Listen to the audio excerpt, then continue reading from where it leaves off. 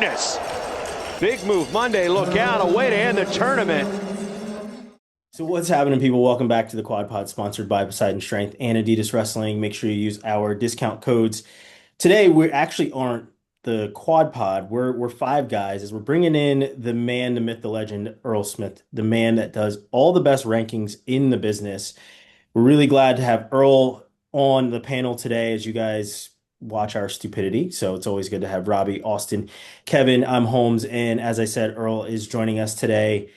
And we're going to get into the brackets. As you guys know, this week is the week that everybody really waits for. It's why we do any of the bullshit talking we do during the year. It's why you get load management. It's why you get guys missing matches or making sure that they're hitting certain people at certain times. It's March, so now it's the important time. But as you guys know, before we do anything on the show, we always weigh in. And my way in is a shout out to the old timer Spencer Mango. And if you guys haven't seen it, go check out the USA Wrestling Twitter, where I think they posted a clip of his 10-second fall. And the reason this was a big deal is because all of these guys were wrestling freestyle. So Spencer Mango was in there, Sancho was in there, Kamal Bay, all wrestling freestyle. A bunch of Greco guys grabbing legs. And Spencer Mango looks like he should enter the championships this year. I mean, at least the trials or something, because looked as quick as he ever did and was able to do some leg grabbing and then turned into Greco really quickly for a 10-second fall. So I highly recommend you go check out that clip. And just, I mean, obviously shout out to him, but shout out to all of these Greco guys jumping in the, what was it called? The Armed Forces Championship and wrestling some freestyles. It was pretty cool to see. On to you, Austin. I'll give a shout out to the D3 and D2 All-Americans. I know we probably won't discuss much about the NCAAs that went on this year, but they work hard. I coached some Division II. These guys put in the work. They put in the effort. Just don't get the recognizable. I can't think of a word, but they don't get the recognition that they deserve. Recognition. There it is. They don't get the recognition. For anybody watching, we're actually drinking tonight too, by the way. So that's why Austin is getting his words. We are completely. My cup is blurred because my background, but recognition. I'm kidding. We're not drunk, but we are drinking. It's they, like I said, they put in the hard work. They just don't get the notoriety and recognition that they deserve. So shout out to all those guys that competed, won, lost, heartbreak, whatever. Congrats to those guys. And coincidentally, I'm wearing a Penn Wrestling sweatshirt here. So shout out to Matt Valenti and the seating committee for the Division I championships. I thought they did really well overall. Obviously, not everything's going to be perfect. People are going to question some things, but I think the seeds, and we'll get into it later, I think the seeds came out pretty damn well this year. I know there were 3 years ago, a lot of head scratches there, but I think they're really massaging the system and making it work for what's best for everyone. So at least my opinion is they were pretty good overall, but I'm sure we'll get into it. So that's my shout out. For sure. Robbie? I'm going to shout out my guy, Jacob Casper. Talked to him last week to see if he was going to be at ECCs, and he said WWE wouldn't let him do 2 weekends, but he'll be at Cleveland next week. So look out for the giant guy in the blue velour suit, and you'll see my guy, Jacob Casper, there. Awesome. I'm sure he'll be cheering on Short King. Him and Lucas Bird have been close for a very long time. So if you missed it, he was talking about the Big Ten seeds and how he was docked during the season and not being the number 1 seed. Earl, coming over to you. Okay, I want to build off Austin a little bit. I've got a Virginia wrestling shirt on, so D3 in-state school, Roanoke College. They finished 6th in the country, had 4 All-Americans. They had their first national champion last year. They had that Mark Samuel. He was a runner-up this year. I think it's the 4th year of existence for this program, or maybe 4th year of competition, 5 total. Okay. They're led by Nate Yetzer, who was kind of at the beginning of the Virginia Tech program under Kevin Dresser and Tony Roby. So he's built a great thing. It's not like you got 1 or 2 good guys that are just making you look good at NCAAs. They got a team that's going to be there for the foreseeable future. They beat Augsburg and Wartburg at the National Duels when they won the whole thing. So good to see a program out of Virginia doing huge things like that. Awesome. Claunch, on to you. A couple quick things to shout out. We had regionals today for the youth teams that I coach. Shout out Forest Hill Central Wrestling. Sweet hat. Yeah, it is a pretty sweet hat. This was kind of gifted from a lot of the parents to the coaches, which was pretty awesome. And then I got the shirt on too. Anyway, my son took third. Happy with that. And then we had 7 regional champs total, and just a really great tournament and a lot of fun, and really appreciative of all the coaches and parents involved in that, and certainly of the athletes themselves. I showed an assassin on Wednesday's practice, and we had one of our kids who's 7 pinned his kid in the finals with the assassin. It immediately became his favorite move, and I was like, that's awesome. I'm such a great coach. I'm like, it's like me and Kale, and then like the field. And then, yeah, exactly. I need to make Claunch's some cookies. Yeah, Claunch's cookies. There's a lot of jokes that could be made there. We're gonna keep moving. That will have a completely different benefit than Kale's cookies. Very different, very different. It will not be a performance enhancer, I promise you that much. I also wanted to shout out. So I had ambiguously tweeted last night, just some, about being close to your family and everything like that. So I wanted to shout out my one of my best friends, Daniel Chago III. He lost his father, Daniel Chago II, last night or yesterday at some point over the weekend. And it's just a bummer. Daniel Chago II, I might get this wrong, so bear with me, but he was one of the head professors of the dental program at the University of Michigan. He wrote like the book that they use as their textbook for like their like heavy stuff. Like he taught the heaviest of the doctor stuff as far as their dental program there. And he passed away in his sleep, I believe Friday night into Saturday. So I wanted to shout him out. He was an awesome guy, Vietnam vet, and just every interaction I had with him, he was just a really, really good dude. So shout out to him and to my friend Dan and the Chago clan in general. So big fans of them, and love y'all, and that's it. So nice. So yeah, as I said, we are having a drink. So at this point, I think we're gonna raise a glass to Dan as well as to everyone else that has watched the show this entire year. Appreciate all the fans, the growing fan base that we've had throughout the year. Obviously, the season's not over yet, but we're going into literally the penultimate tournament of the season. So raising a glass to all the fans, and thanks for sticking with us with all our stupidity. Austin going with the heavy stuff. cheers. Heck yeah. Didn't have a fancy cup. I just grabbed the big one. That's kind of how that should work. So let's get into these NCAA brackets. And before we go weight by weight, Austin said something about the seeding before, just overall seeding. And I wanted to get Earl's take on this as the man that does the best rankings in the land on Intermat, and the one that probably everybody uses. We know everybody on this show does. I wanted to get Earl's take on seeding overall. As Austin mentioned, he thought they did very well. You're somebody who is digging into results and everything else week by week, and people will scratch their head. They'll bitch and moan about them. Sometimes they're happy about them. You just kind of take all the whatever bullshit from the fan base in stride. But what were your thoughts on the seeds for NCAAs? Were there any overall that you didn't agree with, or thought that or maybe weights you didn't agree with, or any other seeds that you thought they may not have really hit home?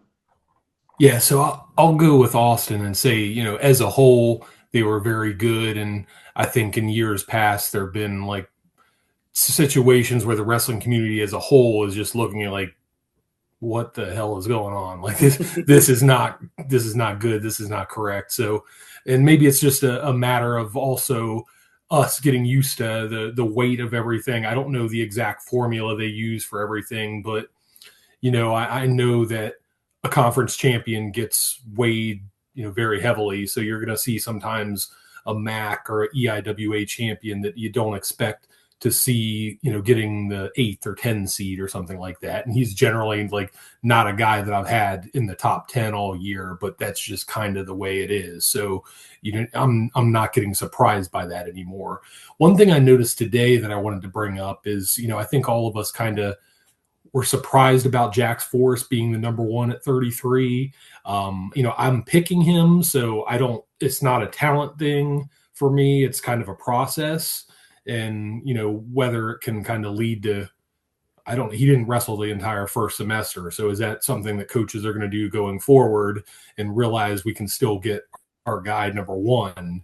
So what stuck out to me was when I was doing 141, I realized Luke Stanich basically started the season at the same point as him and is undefeated. Forrest has a couple more high quality wins than him, but Stanich, I was surprised, got the 5.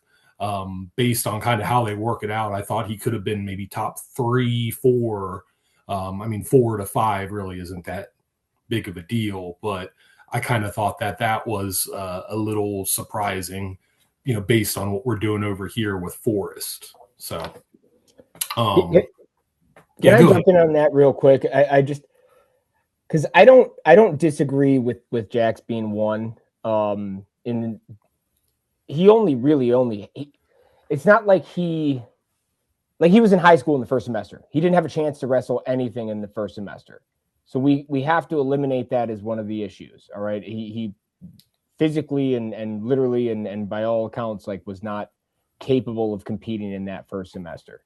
In the second semester, he wrestled as many high caliber matches as he was eligible to wrestle. I don't know. I don't know what else you would want from a guy. And realistically, the other thing is all the other guys beat each other. And it stinks that kind of hurts you in the end. You're wrestling tough competition and you win one and you lose one. And all of a sudden now it hurts your NCAA seeding a little bit. But, point to me another year where that's not the case. If you lose matches, it hurts your seeding.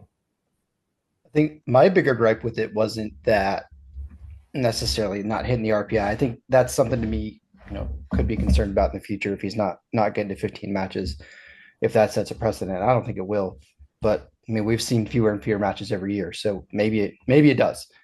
My bigger gripe was when you have kind of the razor thin margins that you had 1, 2, and 3 seeds there, and kind of Seidel being the outlier at the 4.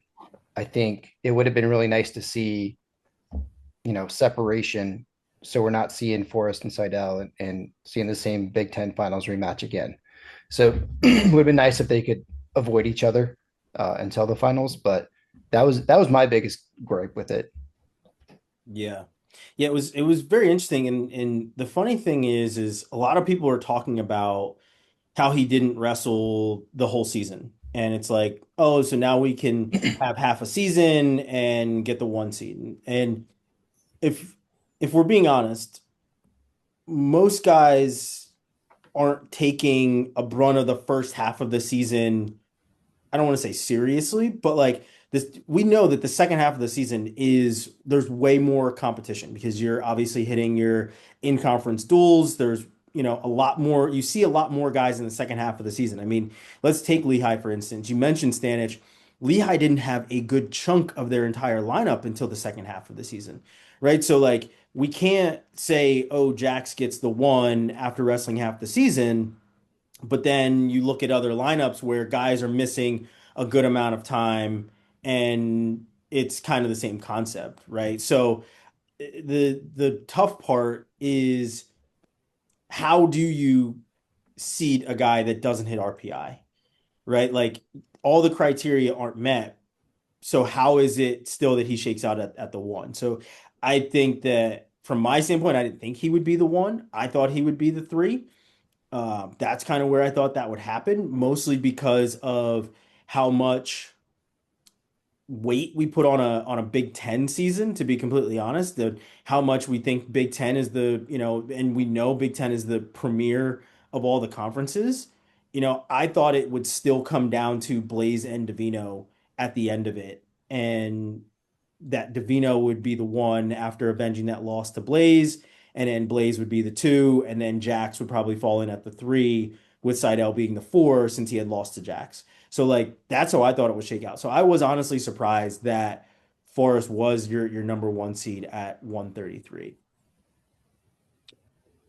But let's jump in weight by weight. Let's start 125, and we, like I said, we're not gonna go every single match, but like I want to hear from you guys of like what early round matchups do you like, and then we'll jump into who we have in the quarters and things like that. Um, I'm pretty excited at 125 to see Ezekiel Witt and Luke Lillidahl, and I think Witt beats Jet Strickenberger in Yep. that first round. And I think he sees Lillidahl again. I had a chance to be in Nashville when they met the first time, and it was very shocking to the big crowd that was on hand that Lillidahl got taken down first by Witt. And Witt didn't quit in that match at all. He continued to put pressure on. And I don't think this time around he gets the upset, but I think it's even more interesting, one, now that Lillidahl knows what to expect. So I feel like we'll see a more offensive Luke Lillidahl early, but then also Witt knows what to expect as well, and he can approach the match the same way that he did before. Claunch, any matches at 125 that are standing out to you? Two stand out to me. Mark Anthony McGowan and Nicola Rivera should be awesome. I mean, McGowan is fantastic. He's had 2 opportunities to wrestle in the Ivy League championships, and he's won them both. Rivera looked fantastic at times, especially against high-level competition. He almost beat Matt Ramos in, I think, the first round of the Big Tens last year. Like he's a proven guy who's like ready to show up and show out in the big stage and in big matches. So that's one to throw out there. I still picked McGowan to win because again, Mark Anthony married J-Lo, and that's a huge feat. So I think we need to never forget that. The second one though is actually a second round match, but I think if we get to have Troy Spratley and Vince Robinson in the second round match, I mean, that was the NCAA finals, and we're going to have that in the round of 16 potentially, very likely. That's unbelievable. NCAA tournament's awesome. Yeah. Austin? Yeah, kind of piggybacking off the second round matchup that Claunch had, then right below that you have potentially Poulin and Seymour, who are also All-Americans there. So just that bottom quad of that top half there with Spratley, Robinson, Poulin, and Seymour, you're going to have 2 matches of All-Americans back-to-back. And like Claunch said, it's the NCAA finals from last year, so just that part of the bracket, Seymour getting that 4 seed, great, but kind of thrown into the gauntlet right away there. So gonna have to earn it this year for sure. The other match I like too was Rivera and McGowan as well, and then they're going to feed right into Provo. So there's going to be a lot of good matches first round and even second round at this weight class for sure. Yeah, Robbie. Excuse me, the one that I had that we haven't talked about yet is Tarakina and Jacob Moran. I think that could be an early upset.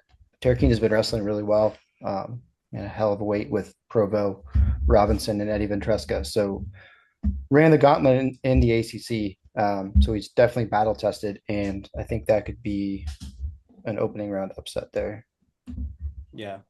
Earl, any first or second round matches that you're looking forward to at 25? I'll kind of build off what you said, but actually going before that, Ezekiel Witt, one of the things I wrote, he beat Strickenberger twice at the Big 12 tournament, and then bam, it's the first guy that he gets. So we all know beating a guy 3 times in the same season is pretty difficult to do. So beating a guy twice 2 weeks ago, then wrestling him again, especially someone of Strickenberger's caliber, I do think it's probably beneficial to get him off the scale, but still should be a good match. Especially because Strickenberger might open up a clip on you. You never know. Or two. It might caliber, pun intended. In that second round, to go with what Claunch said, I was looking at that Rivera and McGowan match, and I had McGowan taking on Provo and then beating Provo. I thought that That's a tough matchup. It is a very tough matchup, and that was the Provo McGowan match. I also thought was one to watch for, right? Like I have that too. Yeah. 25 is in pretty deep. I mean, we're gonna get to some other weights where we're just like not very deep, and then 25 is going to be fun no matter what, right? Sheldon Seymour and Poulin, as Austin talked about, Spratley and Robinson. That's just insane that it's as soon as it is. But Claunch, I'm going to come back to you. What do your quarters look like, and who do you have making it to the semis? My quarters, I have Lilidol and Renteria from Oregon State. I have Spratley and Seymour. I have Volk and Buzakis, and I have Mark Anthony McGowan and Ventresca. Semis, I have Ventresca against Volk, and I have Lilidol and Spratley. I just think, Lilidol's my spoiler alert. He's gonna win it. Like he's absolutely a freak. I think Spratley beats Seymour. I just think that he's shown, and especially like what this whole Oklahoma State team has done. Like they're so good and they're so ready to go, and everything that David Taylor's done to prepare these guys seems to be working really, really well. I do have Volk getting the another win against Buzakis. I don't know, man. I was convinced by that win at Big Tens. I think he's just the way his style works and the way how big he is too. Like, I just think it's going to work out well. And Ventresca is a freak, man. He's so good. He's so good. He doesn't need to get takedowns. He just needs to ride people out and hold position, and he's the best at doing that. So that's what we got. Yeah. Robbie, your quarters, and who do you have making the semis? So I've gone back and forth on two matches. Excuse me. I've gone back and forth on Renteria and Peterson, and I've gone back and forth on Spratley and Robinson.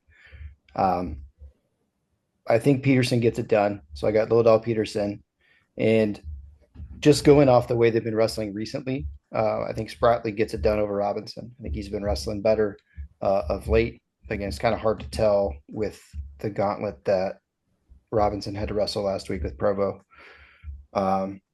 He did look good in his third and fourth place match. So I think Spratley overall has looked better this year than Robinson has.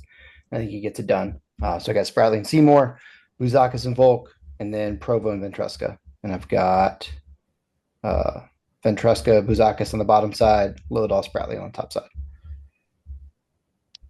Nice. My quarters look exactly like Claunch's. I have Lilidol, Renteria, Spratley, and Seymour, Buzakis and Volk, and then Ventresca, Mark Anthony McGowan. And then I got Buzakis and Ventresca. I think that, to your point, Joy Volk is very big, but I think that at that point, you'll have Buzakis being very big too at that point for the semis that night. Obviously, he'll have to turn around and get back down to weight for the next day. But like, man, I think that he's going to be a good size when he's wrestling Jory Volk. Jorge Volk, my bad. I do have Seymour and Lilidol in a rematch in the semifinals. I think that this time, obviously, it is Luke Lilidol that wins it. My finalists are Lilidol and Buzakis. I think it's an all Big Ten, and I saw a tweet. I think that Buzakis is able to withstand the storm of Eddie Ventresca. And by the storm, I mean the complete stronghold that he puts on everybody's offense. But I think Buzakis and Lilidol, and I saw somebody tweet like Buzakis is going to be a cool 145 pounds by the time he's wrestling in the finals. And I think that's going to be a very big factor. But I think, we'll certainly see how that turns out. Earl, who do you have in the quarters and semis, and who's your pick to make the finals? All right, so I've got Lilidol beating Peterson to get into the semifinals. And then I have Vince Robinson beating Steve O'Poulin on the other quarterfinal to make the semis on the top half. Bottom half, I have Volk beating Buzakis. that's something we talked about all year, that first weigh-in quarterfinals. Excuse me, he beat him at Big Ten, so I see it happening again. And then I've got Ventresca beating Provo to make the semis on the bottom half as well. Lillidahl getting past Vince Robinson. And I have Volk handing Ventresca's third loss of the year all to Volk to make the finals. So I got Lillidahl, Volk final. Nice. Very What? nice. Can I ask a quick question? So obviously you do the rankings, Earl, right? And so you're ranking these off of wins and losses and off of those sorts of things. And then, but you're also doing your picks. And so when you're doing your picks, I'm sure you're taking, historical data from this season and potentially previous seasons into consideration. But how much of it is off of vibes, or matchup, right? Or just I think this person doesn't match up well with this person, and therefore they would beat most people, but not this guy, sort of thing. Yeah, no, this is obviously there's something from rankings in the back of my head and results and whatever, but there's definitely a vibes part of it where like I said, Volk over Buzakis, the whole entire year. I don't know if maybe I've had Volk over Buzakis at the very beginning of the year. I don't remember, but I've never had that. But he beats him at Big Tens, and then I've always had that Friday morning weigh-in thing in the back of my head, which again is not something you're going to take into account with rankings. So, yeah, a lot of vibes, a lot of just like everyone else doing their brackets, and I know. I actually looking at my picks, I was like, I picked 3 Penn State guys to lose in the finals, which, as we've looked throughout the years in the semis and the finals, that's probably a terrible idea. But yeah, we'll see how it goes. How many, before Austin goes, how many of your picks, Earl, match your rankings? Or do you feel like you look back and you're like, my picks go against my rankings a little 10 bit? for 10. a lot of them don't, and then a lot of it is kind of like a vibes thing, like Kevin said, where it's like, oh man, I'm picking too many number 1 versus number 2s. Like I gotta switch it up somewhere. We've been to enough NCAA tournaments, we watched it enough to know that even though 1 versus 2 seems to make sense at most weights, some crap's gonna happen. Yeah, there's gonna be chaos. Yeah. Yeah. Austin, who do you have in the quarters and then in the semis, and who are you picking to make the final? I will say, when I first did this, I had Lillidahl and Ventresca in the finals, and I was thinking, I'm going to have too many 1s and 2s in the finals. I need to go back. There's going to be chaos. And then I had Provo making a run to the finals. And I went back and said, I don't think so. I think it's going to be Eddie V in the finals. But he overcorrected too much. I think I did. Eddie V, he's just not losing, man. He's in these tight ones. He's winning all the time, and until I see otherwise. Yeah, I don't know. I've been saying. I know. You've been on that train. Just like we've been on the Trumbull train trying to get you on, Robbie. Exactly. Quarters, I have Lillidahl, Peterson, Robinson versus Seymour, Buzakis versus Volk, and then Provo versus Ventresca. I have Ventresca beating Provo, Volk beating Buzakis. Coin flip one here, but I went Seymour over V-Rob. Just again, coin flip there. They're both hard to score on. It's probably gonna be low scoring. It's probably gonna be tiebreaker, but just one of those matches. I think most of these matches will be. Yeah, it's not the most entertaining. The weight class this year, unfortunately, we're gonna see a lot of overtimes. But and then Lillidahl over Peterson, and then my finals Lillidahl and Ventresca, and I have Lillidahl winning it all. So that's where I'm just because it rhymes. Lillidahl winning it all. Yeah, it works, doesn't it? I like that. Yeah, I have from a pick standpoint in the finals, I have Lillidahl beating Buzakis. Robbie, who are your finalists again, and who's your champ at 25? I got Eddie V over Lillidahl. I've been saying it since December. I don't think anybody's gonna beat Eddie the way he looks. He took those losses to Volk early and has been kind of on a tear since then. Earl, who do you have in the finals, and who's your champ at 25? I've got Lillidahl over Volk in the finals. Austin, what was your finalist again? And then your pick? Lillidahl over Ventresca. All you guys hating on the beard. See it. Yeah. Claunch, your finalist and your pick? Lilidol over Steady Eddie. Wow. Man, could be the first ACC champ.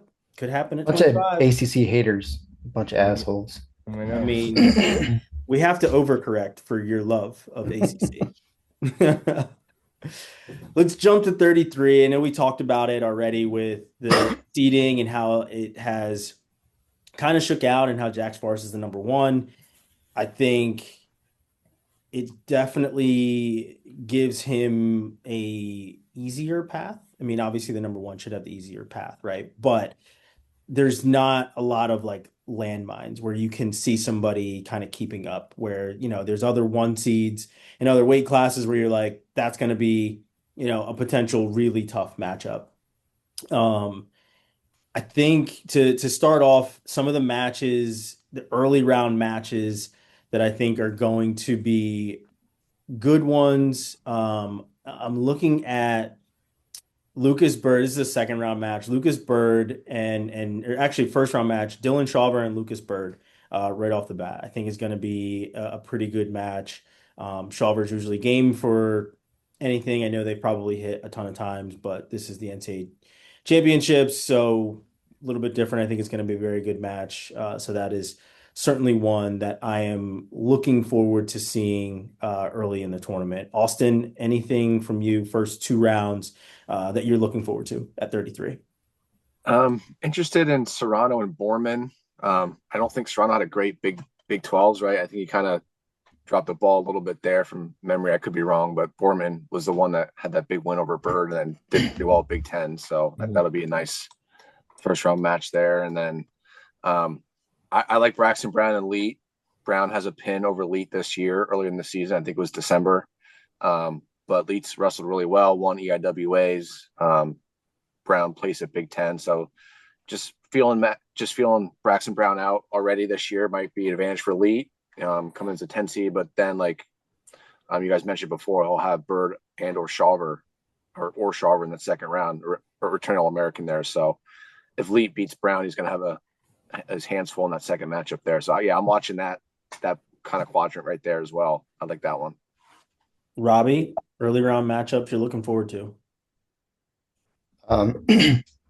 I like Braxton Brown, Max Leet. I think that'll be a good match.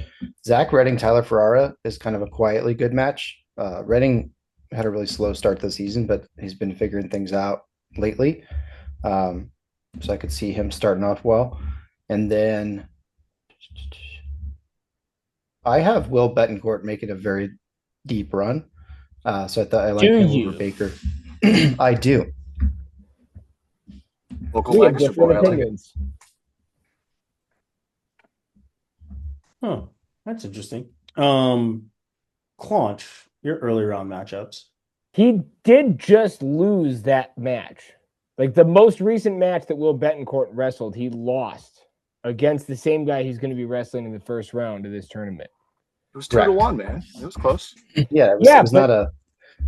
It was a loss. I'm taking Marco Baker all day. Marco Baker, 8 seed, Northern Illinois. Let's go. I always pull some shit with somebody though. It was decisive in the sense that one guy got the win and one guy got the L. Who won? It was decided. It was decided by virtue of the score. And now they get to do it again. Yeah. So those points don't matter. I'm taking Markel Baker once again. I don't know how far I have Will Betancourt going. Not very far after that. But that is a match that I have pointed out for sure. Just for the sake of saying some other match, let's go. Well, everyone said all the good ones. TK Davis, fuck it, let's go. TK Davis. I have him beating Zan. Fuck it. I have TK Davis winning that match against Zan Fugit of Wisconsin. TK Davis has one loss on the year. He has been phenomenal all year long. And big fan of everything Gardner Webb and Daniel Elliott associated. So let's go with that. And then he has the unfortunate reality of drawing Jax Forrest in the second round. I have him winning the first round too. He's been fantastic this year. Wildly slept on. So I think he definitely gets a first round win. I think you could give Jax a match. I don't think it's going to be Jax by murder like it could be, but I mean, somebody put out Jax, his average match time is like 3 minutes and 23 seconds. So Mine too. I'll take the It's over fine. for TK Davis. The odds aren't in his 3 minute and favor. 23-second mark. Yeah. Earl, favorite early round matchup, set 33. Yeah, you guys took some of mine, but I'll just add some color with the TK Davis Zane Fugit. I believe it's the only first round match that happened in the first round last year at the NCAA tournament. So they're meeting again. Yeah, interesting. Then you got, again, I don't know if this is super competitive, but Drake Alla, 3-time Iowa State champion against Marcel Lopez, 4-time Iowa State champion. So for you Iowa wrestling geeks out there, you got that. And then I'll throw out Jacob Van D and Julian Farber, 13-20 matchup.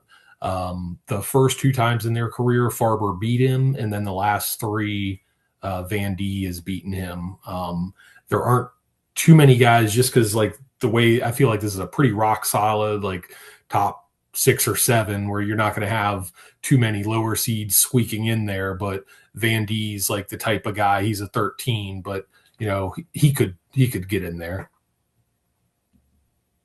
Good little notes on that one, Earl. See, that's exactly why you're here. Give us the things that we have no idea about.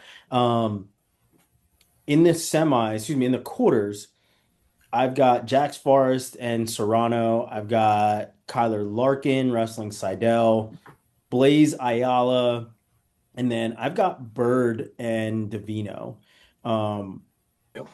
Going backwards, I've got Bird beating Davino, and yeah, maybe it's a Short King fan club, but he is also the returning NCAA champion, so I kind of lean that way a little bit more. Plus, I feel like a slower paced match, which is what Bird can do to a lot of people, favors Bird, not Davino. And I feel like he's going to be able to maybe slow him down, tie him up front headlock like he does to basically everyone. But that's the caveat. Bird is going to have to slow the match down against Davino and force him into his pace. But I have Bird and Blaze in the semis, and I have Seidel and Jax Forrest in the semis on the top half. Robbie, who do you have in the quarters, and then what are your semifinal matchups? I've got Jax Forrest and Will Betancourt, and then chalk from there out. Larkin Seidel, Blaze Ayala, Bird Davino. Then I've got chalk 4 in the semis. Forrest Seidel, Blaze Davino. 1, 2, 3, 4. Austin, on to you. Semi or quarters and semis. I have the same thing as you, going down the quarters, Holmes, and then I have Bird beating Davino as well. I just feel like those losses last week kind of kicked him in the butt a little bit. Now he's ready to go. I think he took a loss at Big Tens last year, correct? No, he won Big Tens. He won Big Tens last year. He won Big Tens. Okay, I'm thinking He someone beat else. Ayala. Is that who it was? Okay. He beat Ayala worse in the Big Ten finals than he did in the. Oh, that's right. Yeah. Well, yeah. I was thinking someone else then. But yeah, I mean, yeah, he hasn't had a loss all year. Comes into Big Tens, takes a couple losses, and then yeah, I think it's kind of the kick in the butt he needs. So I have Blaze and Bird in the semis in the bottom, and then Seidel Forrest round 2 up top. Robbie, you want me to go again? Oh, you already went, didn't you? Claunch, my bad. I've been drinking. Yeah, Forrest, and I've got Markel Baker. I have him making it all the way to the quarters. I feel like that's the split. That's where you're wrong. Will Betancourt has been at more schools than NCAA tournaments. Well, I mean, it's fair. He kind of matches the writer profile to make a run then, right? I disagree. So let's go Marco Baker losing to Jax Forrest. Let's go. I have Aaron Seidel beating Kyler Larkin. I have Marcus Blaze over Drake Ayala. I have Lucas Bird over Ben Davino as well. So Are we going through our semifinals? I'm sorry, I didn't. Who do you have in the you said you have Blaze and Bird and then Seidel and Forrest in the semis, right? Yeah. I've got Seidel beating Jax Forrest, and I have Blaze beating Lucas Bird. Same. So Same. Earl, your quarters and semis. Yeah, my quarters I don't think are too crazy. Forrest Baker, Forrest winning that one. Seidel beating Larkin. I would add, I think that's probably going to be the best match, most aesthetically pleasing match to watch of the quarterfinals there. Except for Larkin's hair. Well, yeah. So you got Seidel going through there, then bottom half of the bracket, Blaze over Ayala, and then I have Davino beating Bird. So Forrest, Seidel, Blaze, Davino. Yeah. Just like with Claunch, I have Seidel beating Forrest in the semis, and then I have Blaze beating Bird. And then in the finals, I have Seidel beating Blaze. Me too. So, oh wait, hold on. Shit. I'm picking a No, I have Blaze. I have Seidel beating Blaze in the finals. So as I said, I think that Robbie didn't even have Seidel, Seidel getting out of the first round. yeah, I know. Pretty wild, Hits right? himself. Seidel wrestled better against Jax Forrest than anybody has. And obviously you would probably expect that because of the familiarity that they have. But like he made what, 1-2 mistakes, gives up some back points.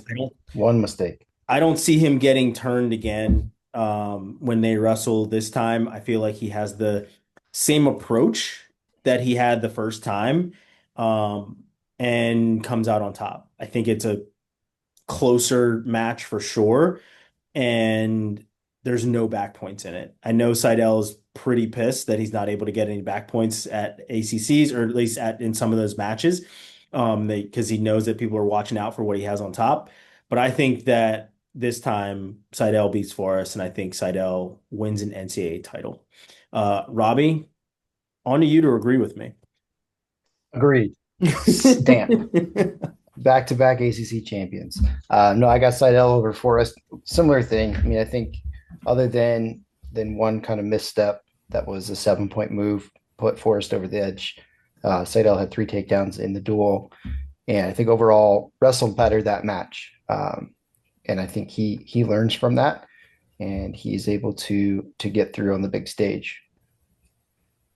Austin, who do you got making the finals, and who's your champ? In the bottom, I have Blaze over Bird, but that's what I went back and forth on too. I think it's Bird, returning champ, right? You just can't really count him out. But I do have Blaze winning over Bird. In the top, I have Jax over Seidel, and then I have Jax winning. I just feel like Jax and Seidel.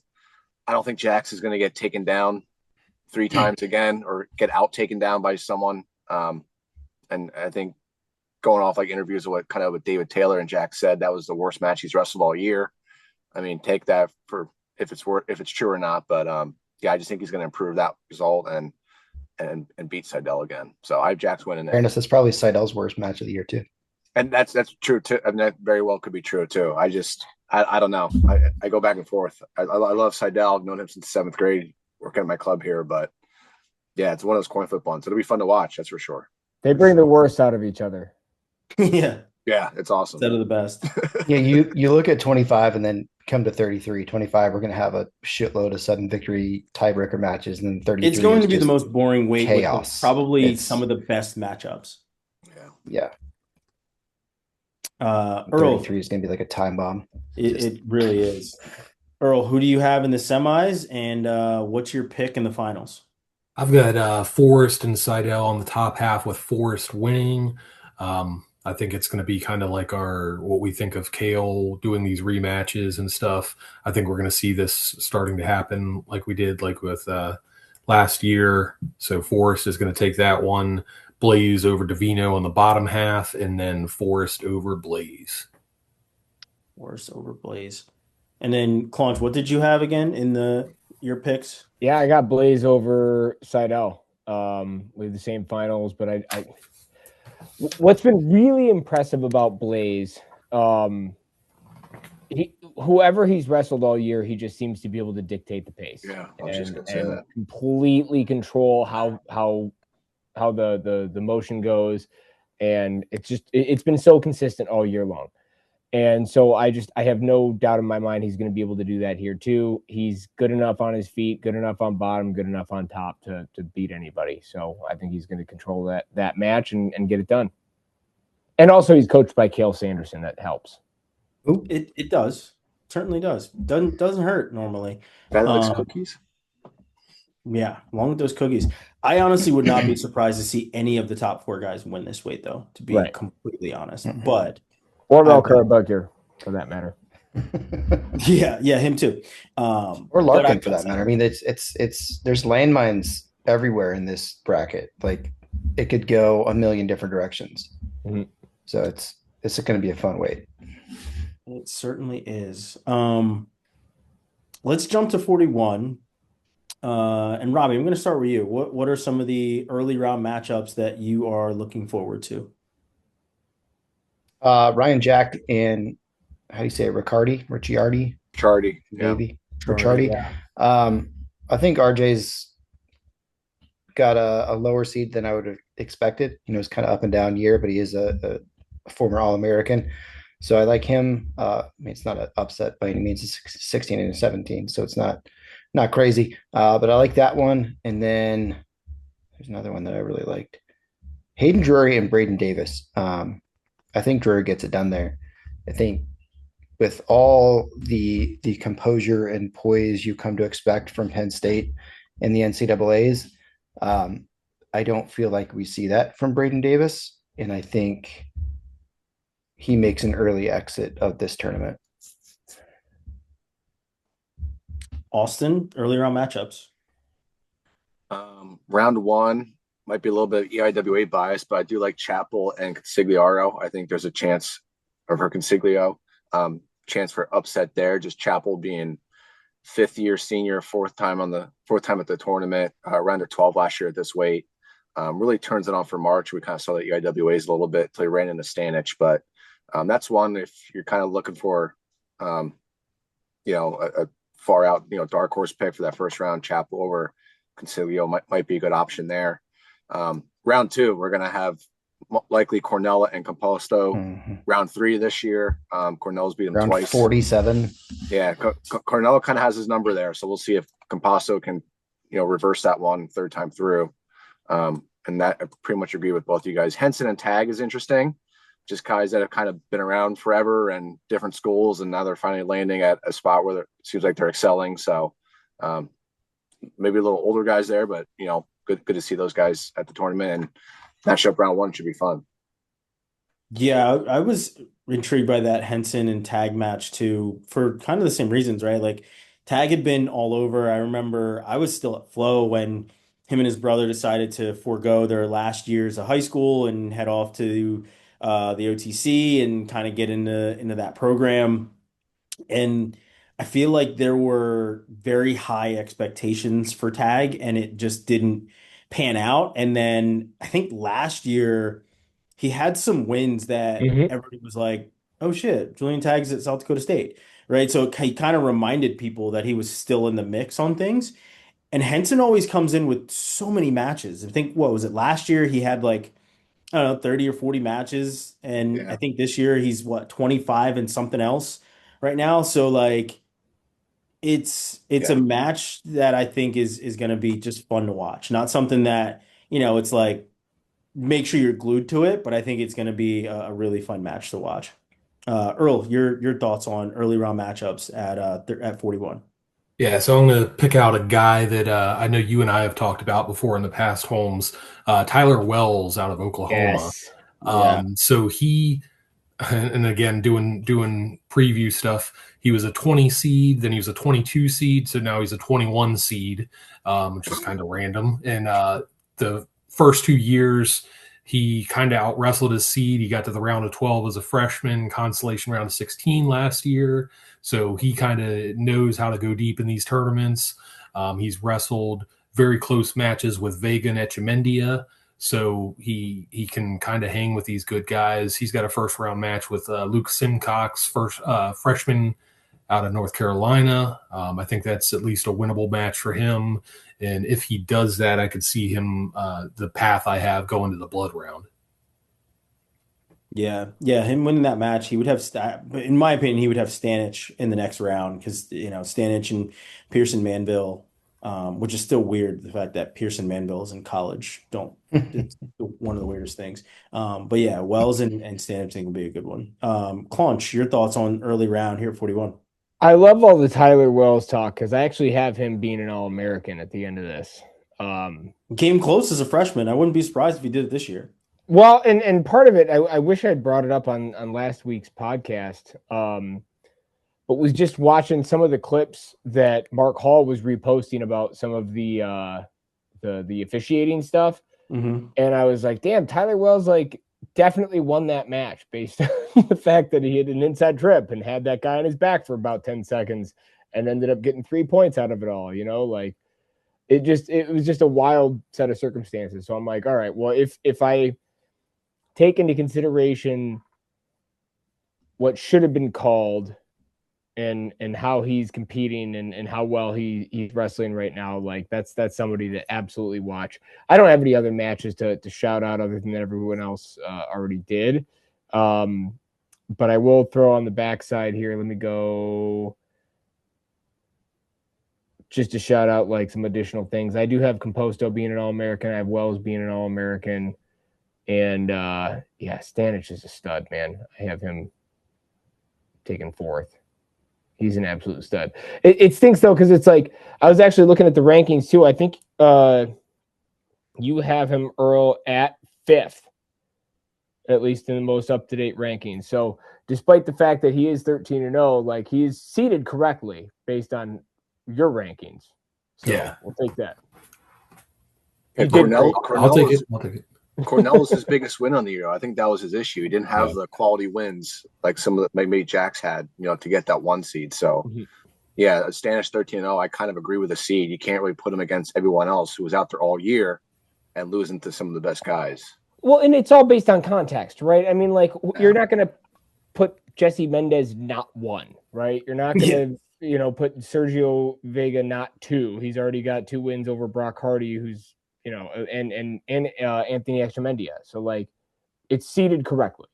Yeah, I agree. Yeah, and Echemendia and Hardy both have quite a few losses, but they're all to the number 1 and number 2 guys. So exactly. Yeah. What are you going to do? Yeah. You rank beat them. correctly. You got to beat them. You have to beat those guys. Yeah. So in the quarters, I have Mendez and Oliveri. And then I have Stanich, Echemendia, Hardy and Cornella, and then Nasir Bailey and Sergio Vega. And then I got the Brock Hardy Vega rematch happening as well as on top. Actually, no, not as well. But I have the Luke Stanich and Jesse Mendez match. I have Stanich beating Echemendia to make the semis and face off with Jesse Mendez. Claunch, who do you have in the quarters, and then who do you have making it to the semis? Yeah, Mendez over Von Bauer. I have Stanich over Echemendia. I have Hardy over Composto. And I have Vega over Bailey. And then in the semis, I've got Mendez winning because he's Jesse Mendez, and that's what it's his favorite thing to do. And then I do have Vega over Hardy again. I don't have any reason to pick against this kid now. All he does is stuff that I didn't think was possible. So I'm just going to keep picking him to do it. Yeah. Until, of course, he runs into Jesse Mendez. Yeah. Earl, who do you have in your quarters and then making it on to the semis? Yeah, so I've got Mendez beating V for Vendetta, Vance Von Bauer. I got Stanich over Echemendia. You love a good nickname on this show, too. I do. We're keeping that one. Let's see. I've got Hardy over Cornella and Vega over Consiglio. So kind of the rematch on the bottom with Hardy Vega, and then Mendez Stanich. Robbie? I've got Mendez and Olivieri and Stanich, Etchemendia, Composto, Hardy, and Vega Consiglio. Got Vega getting the win, Hardy getting the win for the rematch, and then Mendez, Etchemendia in the semis. So I got chalk semis, but a lot of chaos before that. Then I've got Hardy beating Vega. Something I don't know if it's actually going to happen, but I think there's something to be said for veteran experience in this kind of tournament, and Hardy's certainly got no shortage of that. So I think maybe he's able to figure that out and gets to the finals where he'll lose to Mendez because Mendez is a fucking freak. Do you think Right, if Vega was bald, you would have picked him? It's possible. It certainly would add it to the allure. I mean, vest. Hardy doesn't have like any Ooh, shortage what if he's of bald and a vest? this is that'd be really tough for you. Robbie's number one pick. The only Hardy no shortage of experience, but he's got a shortage of wins against Vega and He does. points. I think one was a tech or a major, and then the next time he pinned him. That'd be a hell of a flip. Hell of a flip. Correct. Yeah. Austin, who do you have in the quarters, and who do you have making the semis at 41? I got Mendez over Von Bauer, Stanich over Etchemendia, Hardy over Cornella. Cornella Composto. I just haven't seen Composto have an answer for Cornella. Cornella beating him twice. It really wasn't. It was kind of close to the scoreboard, but it just wasn't all that close. So until I see otherwise, I got to go Cornella there. And I got Vega over Bailey. And I have Hardy beating Vega as well. I just think he was pretty free-flowing in that first match, kind of got caught a bunch, got caught the second time. I think he learned his lesson, had a feel for Vega, and I think the experience thing might go a long way. So I think Hardy might reverse that one. You guys drink too much. I got Mendez over Stanich. Mendez is too good, and Mendez winning again. I just think Hardy has the ability to just slow that match down and be patient with it. I think if he goes out and attacks like he did, he's going to get out scrambled, out cradled, or maybe he has a feel for it. He'll adjust, but I don't know, something about Nebraska guys showing up like they did last year. I gotta have faith in Hardy. The Hardy Spladle redemption story continues. Apparently. Yeah, that too. That was bad, but I did notice we all, maybe not all, maybe I missed some of it, but I feel like most of us, if not all of us, picked Bailey to make it to the semis, just about, and Etchemendia to lose to Stanich. And why is that? I feel like they're opposite ends, right? Like Bailey has definitely looked hit or miss this whole year. He's been nothing but inconsistent.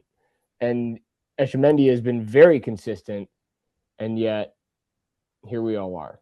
Bailey has looked better. I'd say we all. I've got Bailey losing it to Consiglio. Yeah. Okay. Fair. Bailey has looked better as of late. Yeah, he did. He did a great Big Ten. Yeah, that's my thought, is that he has been inconsistent, but he has looked better as of late. So that was my thought when it came to Bailey. I felt like Luke Stanich, kind of the same thing as Bird, is Etchemendia he's a fucking firecracker, dude. So like I felt like Stanich would be able to completely slow things down and control the match. And that, I mean, if you're going to beat Etchemendia, you're going to have to do that and force him into your pace and just weather the storm, because there's going to be those very high energy spurts where he just attacks like a Tasmanian devil and he's in double underhooks and he's running through you and there's a whole bunch of points on the board. And I feel like Cuba, not Tasmania. Yeah, if Stanich can kind of weather that storm, I think he can pull out the win. I wouldn't be surprised yet Etchemendia win, but I feel like Stanich, again, same thing with Bird, is he's going to be able to slow the match down. That's why I have that.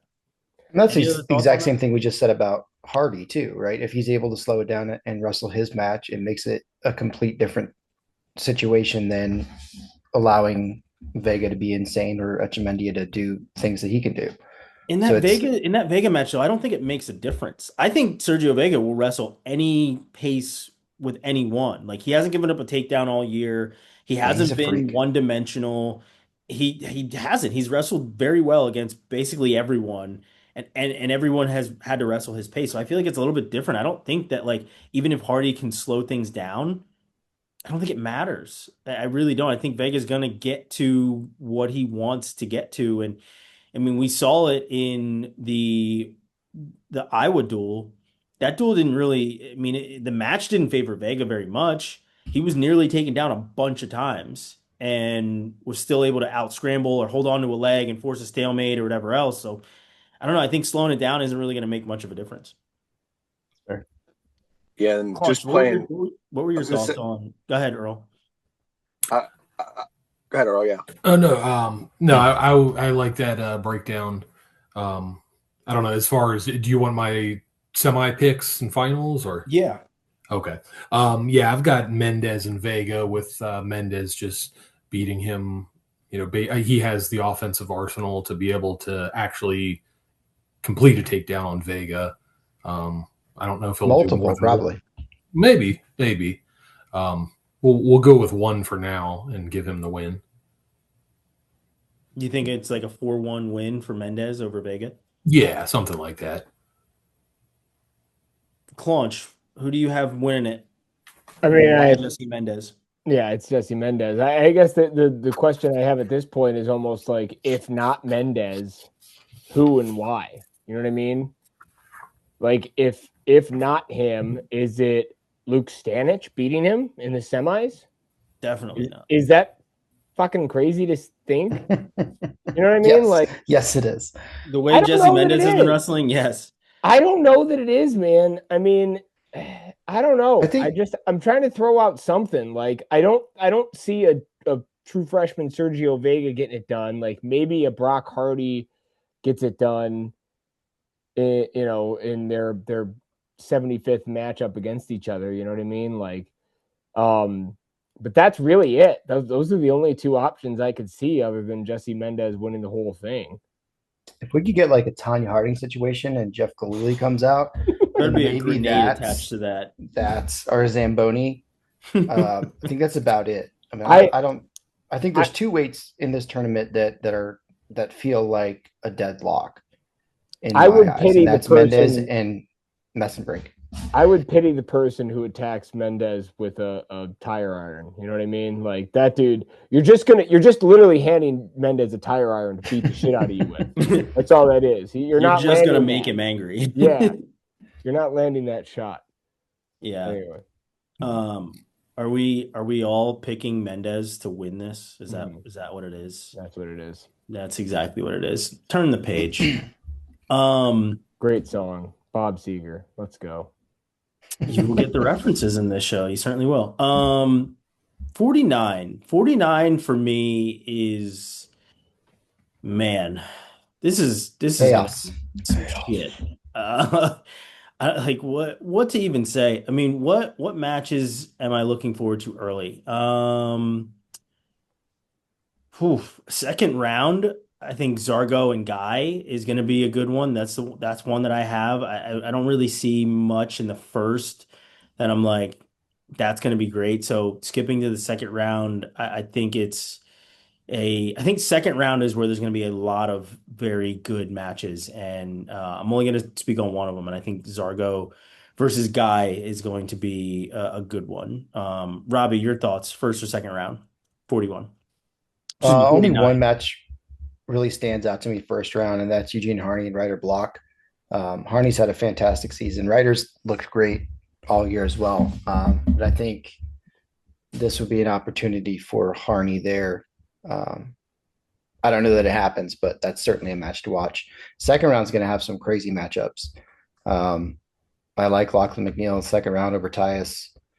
I like Valencia over Styles. I mean, there's a lot of second round matches where I could see some big upsets. Yeah. Austin, first or second round matchups at 49?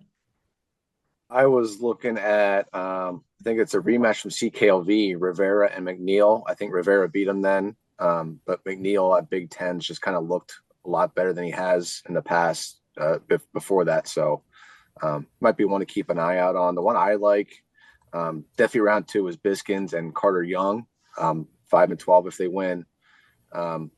Biskins has a good win over Joy. Carter Young, as we've seen flashes of brilliance from him, right up against Van Ness and kind of collapsed and lost. And then I think he wrestled to 3rd or 4th at Big Tens last week. So wrestling really well. Has a win over Cross Wazlewski, and Cross's other 2 losses are to Joy. So that Carter Young's pretty damn good there. So those are some of the ones I'm looking at for sure. Earl, what are your favorites in the first and second round? Yeah, so I'll pull the curtain back a little bit. This was definitely my least favorite weight class to rank all year. Yeah. Van Ness made it very easy with number 1, and then Jackson Joy kind of ascended in that number 2 spot. But after that, it was just a crapshoot. After the final rankings, I had a coach complain about a guy being in a certain spot, and I was like, who should have been there? Tell me who should have been there, because I would love to have a good answer there. And he was like, I don't know, but shouldn't be him.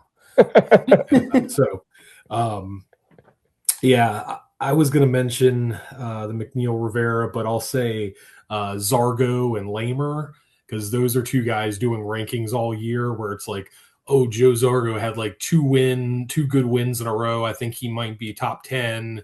And then he lost to somebody that was ranked below him. So Lamer was kind of like the same way, maybe not quite as consistent. So I don't know. It seems kind of fitting that both those guys are meeting in the first round. Yeah, I got Lamer with the upset in mind. Claunch, what do you got on your bracket in first and second round? I mean, I'm going to have to go with the guy I picked for an upset. I have Andrew Clark beating David Evans of Utah Valley. I think that's going to be a good match to begin with, and I think that Clark's actually going to get the win. Another one to throw out there is Gabe Willishell of Wyoming versus Carter Young. That's one just to watch. I have Young actually going really, really far in the tournament and being an All-American at the end of the day, but Willishell is a stud. So definitely going to be another match to watch. Match to not watch. Austin McBurney and Clayton Jones. I've never heard of either of them. First match in mat number 4, so you might have to watch it.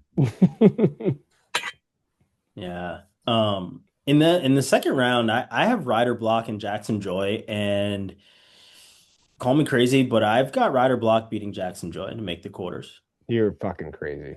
Yeah. I Joy's going to choose top if he has to.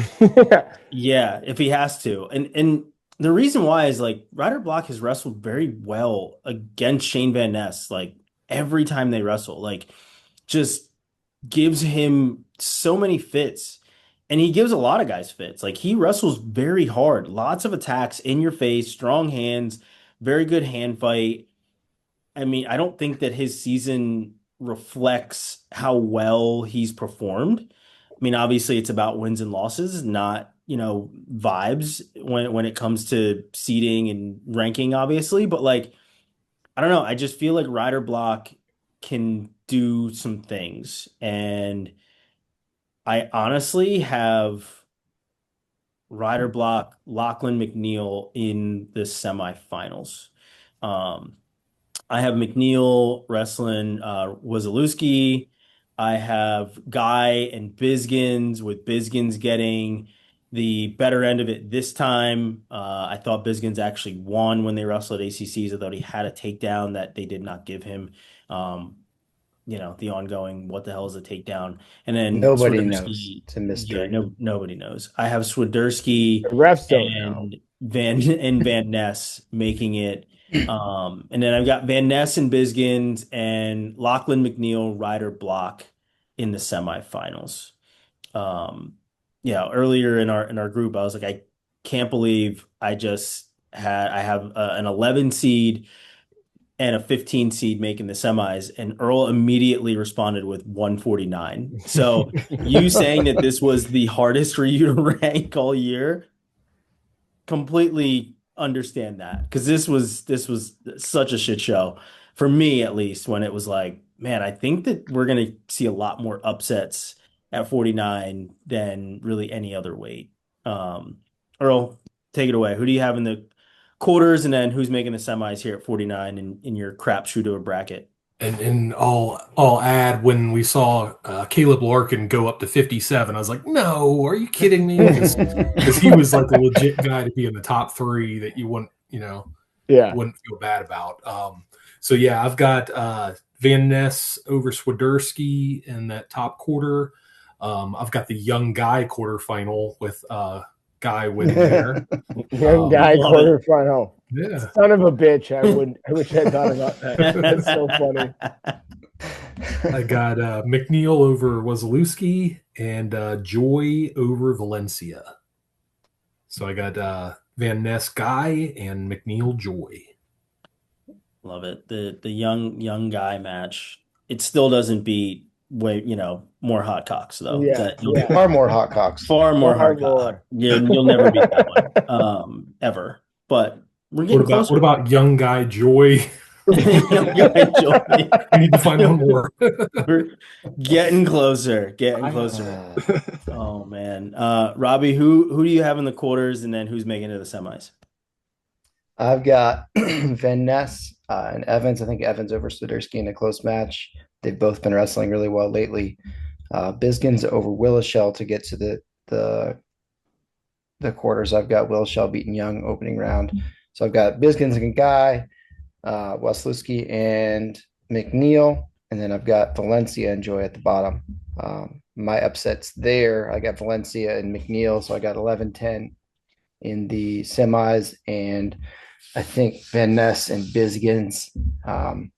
Biskins and Guy have been interesting to watch this year. Biskins got the first win at National Duels 4-1. Then Guy won 6-0 in the duel. And then last week in the finals, it was a 2-1 in the tiebreakers with, officiating as it was. So it's going to be a really, really close match. But I think Biskins. That's one I could honestly see going either way, but I think Biskins.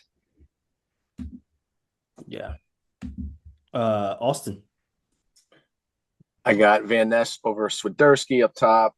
I got Carter Young over Biskins in the round of 16. And then I got Young beating Guy in the quarters to get to the semis. I have Cross Wazlewski and McNeil. I have McNeil winning that one. And then I have Valencia beating Styles in the round of 16, but I have Joy beating him in the quarter, beating Valencia in the quarters. So that sets up my semi of Joy and McNeil, Young, and Van Ness. So I have a 12 and 11, which I think other guys do in the semis here as well. There we go. Claunch.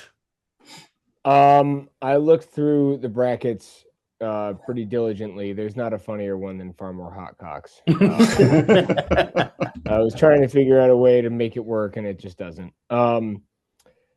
No, quarterfinals, Van Ness over Swiderski. I've got Carter Young over Zargo. I have Zargo making a run. I just loved it was actually, Swiderski and Zargo were all bandaged up and there was just blood everywhere. It was like November of like 3 years ago. It was just the most awesome beginning to a wrestling season. And I was like, yeah, I'm always going to want those guys to do well. So anyway, Van Ness over Swiderski, Young over Zargo. I do have McNeil over Wasilewski, and I have Aiden Valencia making a run and beating Jackson Joy. So then we've got McNeil over Valencia and Shane Van Ness over Carter Young to make the finals. So that is my pick. I think a lot of people got a Van Ness McNeil final. Mm-hmm. Yep. Yeah. McNeil was like plus 2,500 on FanDuel. So I'm going to need to send you some money is what it sounds like. Yeah, it sounds like it. Yeah. I threw $5 to make like 130. Fuck it. Let's go. Yeah, I've got McNeil, Van Ness, final Van Ness winning title here at 49. Austin, who do you have making the final, and who's your champ? Top, I got Van Ness beating Carter Young. And I have McNeil and Joy in the bottom. I have Joy winning that one. And I actually have Joy beating Van Ness in the finals. I've been high on Jackson Joy for a while, all year. loss to Biskins, I think, kind of set him straight, got him on the right path. So I think he's just good in scrambles. He's good on top. Kind of when you have that fear to instill in some people when you wrestle them, like, hey, I'm good on top, don't go underneath me. That's when mistakes happen. And I don't know. I just like him. And Cornell tends to show up for these types of events, so I like it. I feel like he snakes a cradle in there or something. Yeah, for sure. Robbie, finalist and champ. I got Van Ness over McNeil. Earl, your picks? All right, Austin. I thought I'd be the only one. I had Van Ness and Joy, with Joy winning. And, for the same reason, being good on top, Cornell freshman. There's usually one every couple years. And, again, I don't feel great about picking against Penn State guys in the final, but I'll do it anyways. Hey, I'm going to throw the same idea out there as last week. I feel like Van Ness, we're not all picking him. But he's got a tough road. Like, after the first round, it's potentially Jacob Frost. Jacob Frost is a stud. And then Casey Swiderski is a stud. And Carter Young has already taken it to him a couple times this year. It's not an easy road to the finals for Van Ness, for a guy who's, seems to make a living off of getting down by 10 to 12 points and then beating the shit out of everyone from there. My son was down 10-0 today, and I was like, dude, fucking wake up. And then he pinned the guy, so that was fine. But anyway. That's not where you want to start, That's not the idea. Well, with all that said, who do you have winning here at 49? Who's your pick? I have Shane Van Ness winning. So. I think he's going to win it. Over who? Who do you have him beating? Oh, over Lachlan McNeil. Yeah. McNeil Van Ness. That's what I got too. I think there's a caveat there. If McNeil can find a braid guy before the finals and get it rebraided. In Ann Arbor, he'll find one. He'll be fine. He's going to be in Cleveland, though. I'm saying if he gets a fresh, he'll be fine. Yeah, I just wanted it to match his singlet. Get it redone. Look nice. East 1999 in St. Clair. It's not quite the first of the month, though. This is true. 57. I think 57 is going to be a lot of fun, and mostly because of the result we got at Ivy's last week, with Shapiro losing in the finals and not coming out on top. But then also because Antrell Taylor wrestles every match so close that you just never truly know what's going to happen. Early round matchups for me that I'm looking forward to it might be a second round match, honestly. It's the Ty Waters Jude Swisher match, and Jude Swisher wrestled, like I said, very well against Shapiro. I have both of those guys obviously winning in the first round and then making it on to the second, and Ty Waters and Jude Swisher hitting in that second round. But if Swisher shows up the same way that he did against Shapiro, he's going to be very tough to beat. So that'll be very interesting. That's one that like I said, because of that result and how he is seemingly peaking at the right time right now, I feel like him versus Ty Waters is going to be a really good one. Earl, what matchups are you watching first and second round here, 57? So I'll go with the first round match. Vinny Zerbin and Charlie Millard. Zerbin, he medically forfeited out of the Big 12 tournament.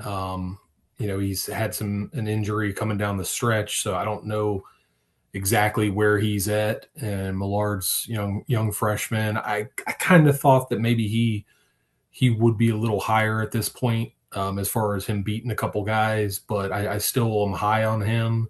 And young freshman, tough guy coming out against a guy that might be beat up in the first round. Give me Millard with the upset right there. Claunch, early round matchups of 57? I got that same pick. I actually picked Millard in general in that match. And then let's go. Well, I'm a shameless Central Michigan fan, and so I'm taking Mason Schrader, who had a less than enthusiastic MAC tournament, to beat Brandon Cannon. Because you know what? Why not? I know that Schrader's at least healthy and probably has something to prove and is going to be ready to go. So I'm going to pick him to win that match. Let me see if I got any other good ones here. First round. No, I mean, this one is Catcherbone and DJ McGee is going to be a good match. Yeah. I do have Catcherbone winning that match, but McGee is a stud for George Mason and really, really, really good wrestler.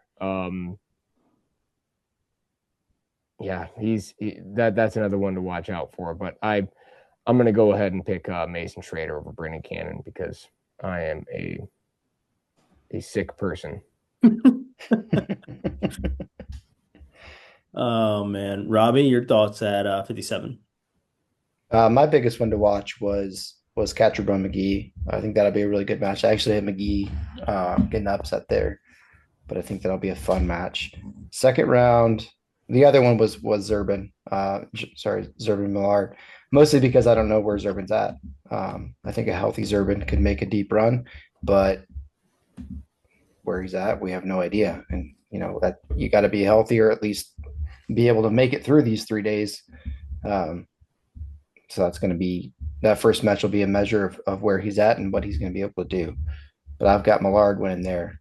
Second round, nothing crazy. I think Miller Shapiro could be interesting. I think is that Cardenas? I think I got Cardenas winning second round. Cardenas over Cannon, but not a big upset. 9 over an 8. That's all a Colorado match. There you go. It is. Cardenas was wearing a Colorado State wrestling shirt when I saw him last week, and I asked him about it, and he said I think his cousin wrestles on the girls' club team at Colorado State. I was like, I've never seen a Colorado State wrestling shirt before. That's fantastic. Pretty cool. Austin. Round one matchup I like that no one brought up yet. Kai Owen of Columbia and Ethan Miller, Virginia Tech. Yeah. Owen's pretty solid on top, long, lanky, really good at scrambles. And Ethan Miller is just kind of chaotic all over the wall, I guess. So that could be a fun one there. I do have my eyes on actually the pigtail bout. Giannis Charles from Morgan State, 5-8 in the year. EIWA runner-up. Just a win there would be Morgan State's first win at the NCAA tournament since he got reinstated. So people looking for matches might have some history behind them. That's one there, about number 5 in the pigtail. But yeah, you guys mentioned the first rounds, but I like the second round matches here. Robideau and either Zurban or Millard is a good one. Shapiro and Owen, you guys talked about. Waters and Swisher, though, is kind of what I have my eye on in the second round, along with Webster and Rosinski of Lehigh, assuming they both win. I know they're 10-7. They're supposed to be close, but those are just interesting matchups for me. Yeah, the other one is Catcherbone and Antrell Taylor. I have Catcherbone beating DJ McGee in the first round, even though, I mean, you guys talked about how good that one's going to be. But Catcherbone, I feel like the way Antrell Taylor has wrestled throughout the year, it's just wrestling close and not pulling the trigger fully and kind of waiting around a little bit. And this isn't really the time that I guess you want to do that. And I mean, nobody would know it better than him, as he's obviously been at the top of the podium, but I think this will be a very good match between Catcherbone and Taylor. Inevitably, I do have Taylor versus Cannon Webster in the quarters. I have Ty Waters and Shapiro. We do not get that rematch between Swisher and Waters. I think Ty Waters wins that one close. I have Caleb Larkin wrestling Robideau and Cardenas and PJ Duke Nukem in that top half. Semifinals, I got Duke Larkin and Shapiro Taylor. And I think obviously the bottom half with Shapiro Taylor is the one to watch for sure. Robbie, your thoughts on, or at least who do you have in the quarters and who's making the semis for you? I have almost the exact same rundown there. I got Duke and Cardenas, Robidoux and Larkin, Shapiro, Swisher. We get the rematch there. And then Rosinski, Taylor. We got Taylor winning to face Shapiro and Larkin winning to face Duke. I've got a Duke Shapiro final. Ooh. As do I. Austin, your thoughts on quarters and who's making the semis? I got Duke over Cannon, actually. Robidoux over Larkin, or no, Larkin over Robidoux to get into the semis. Shapiro and Waters. I actually have Waters winning that one. Not sure why. Just kind of feel like Waters is ready for a run there. It just didn't have enough high seed, so I went, oh, Waters is capable, 11 seed. Was drinking water, and you were like, you always have to. That's He was on a boat doing his bracket and was like, you know what? Fuck it. And then at the bottom, I have Taylor over Webster, and then I have Taylor over Waters to make the finals. Wasn't thrilled with the pick, but just Taylor just ends up winning a lot of these close matches, especially at NCAAs like he did last year. So I think until I'm proven wrong, I think Taylor's kind of the pick here until he gets to the finals with Duke. So, and then I have Duke winning that one, obviously. So we'll see what happens, but should be some fun bouts for sure. Claunch, quarters, and who's making it to the semis? well, in general, I'm tired of Taylor's shit. So, I don't have him being an All-American. I think that there is enough good talent at 157 for people to be like, look, if you just keep attacking this dude, you're either going to lose attacking because he counters you, or you're going to win attacking because he's not going to attack you first. And Old strategy. live and die with the results. You know what I mean? Like, but this is a big tournament with a lot of really, really good talent. So, yeah, as far as the quarterfinals go, I have Duke over Mason Schrader because, of course, Mason Schrader makes the quarterfinals. I have Caleb Larkin over Robidoux. And then you've got I actually have Larkin over Duke in the semis. I have Shapiro and Waters, and Shapiro winning that. I have Cam Catrabone and Cannon Webster in the quarterfinals on the bottom side there, and Catrabone getting the win. And then I have Shapiro beating Catrabone to make the finals. So I have, a Larkin and Shapiro finals. That's interesting. When you say it out loud, it doesn't sound crazy. A lot of Michigan homerism in that bracket. I don't have any Michigan guys in the finals. Not in the finals, but you definitely have Central Michigan making it pretty deep, and then you got Catrabone beating the returning champ. I do have that. That's true. Yeah. We'll see what happens. We'll see what happens. Earl, your quarters and who's making it to the semis? Yeah, so I've got Duke beating Cannon up top, and I actually have Robidoux beating Larkin, reversing that Big 12 final, and then I've got Waters over Shapiro, and then Taylor over Webster. Taylor's one, like if we're doing confidence picks, definitely would be like my lowest of the bunch. I obviously could see him getting knocked off sometimes before the quarters, but or semis, but I also have him advancing there. So I'm covering myself on both ends. There you go. Hedge the bet. I have PJ Duke, Meyer Shapiro in the final, and I have Duke beating Shapiro to be the champion. Robbie, who do you have making the final, and who do you have winning it? I have Duke Shapiro, and I have Shapiro coming through for the title. Austin? I have Duke over Taylor, and I have Duke. I think he's too good.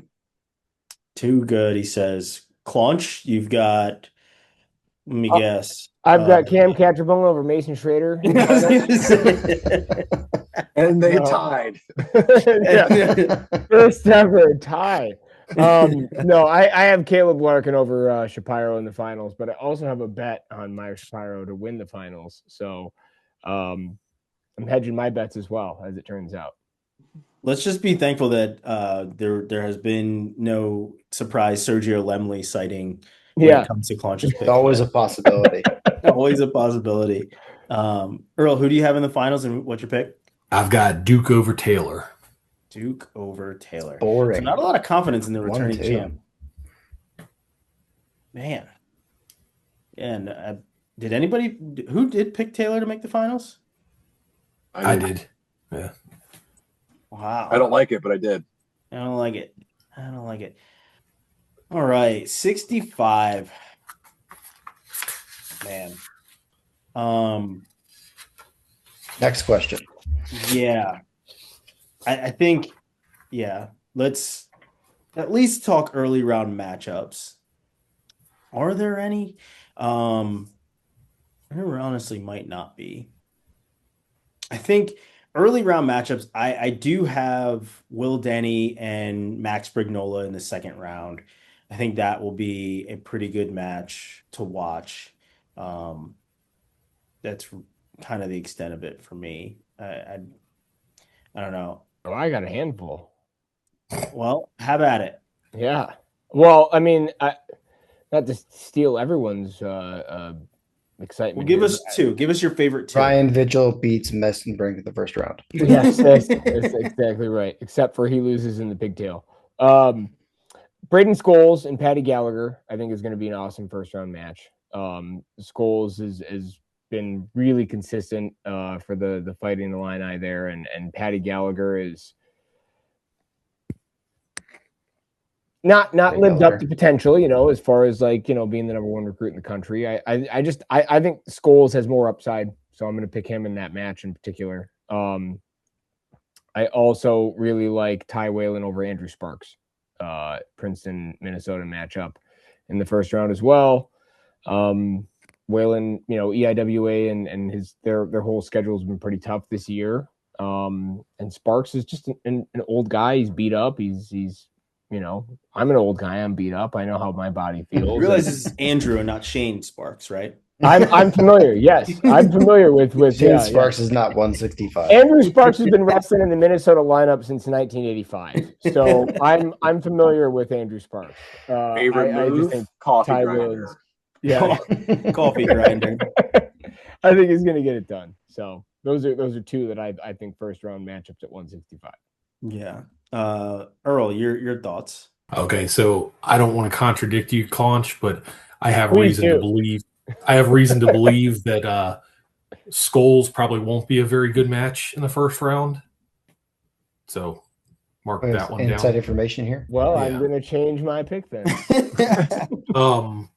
I guess of some kind of geeky intrigue, first round Bryce Hepner and Sean Seafeld, both St. Ed's graduates, and I assume teammates at some point. So I don't know. Hepner was kind of the bigger name at that time, so I imagine he probably got the best of him at that point, and he's ranked significantly higher. So I assume that have good hair, because Hepner has great hair. Austin, I think he's just Seafeld.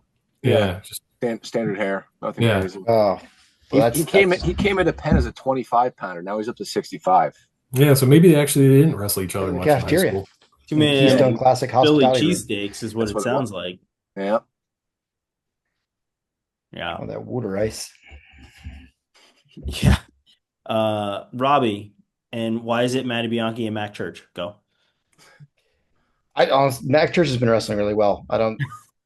That's not one I had circled, because I think Bianchi is going to be pissed at his performance last week and come back with a vengeance. I feel bad that Thomas Snipes drew Caliendo first round, because Snipes had a good year. There was a couple that I found interesting. Ryder Downey, Matthew Olguin could be a really good match. Olguin is coming in with a pretty high seed, but he's really good. And then EJ Parco and LJ Arujao. EJ Parco, I mean, for a dude who started as a backup 49 pounder to come in and wrestle as well as he has and really grow into the weight at 65, he's been wrestling incredibly well. So I don't think he gets the upset there, but he's somebody to watch on the backside. Yeah. Austin. I'm not sure how many are on this list of three brothers to win a match at NCAAs, but Cody Walsh at Drexel has two older brothers, Chad, who was an All-American at Ryder, and Taylor Walsh, who was a NCAA finalist.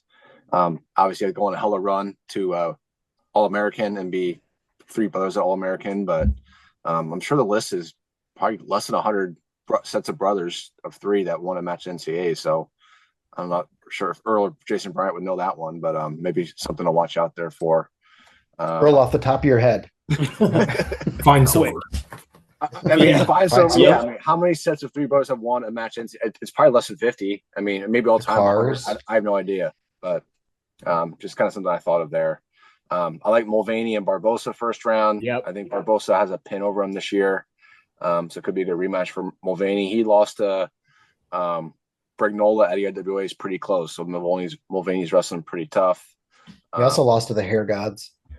He did, yeah. It's a little, I'd say, unfortunate, but I think he rocks it well. I don't care where we see it, but I want to see Snipes of Citadel versus Gunnar Filipovich of Army. Just see if Gunnar or Snipes is going to win that one. I just think that's a cool military armed forces match there. So yeah, lot going on here, but I like those matches. Austin, keep it going. Who do you have in the quarters, and who's in the semis then for you?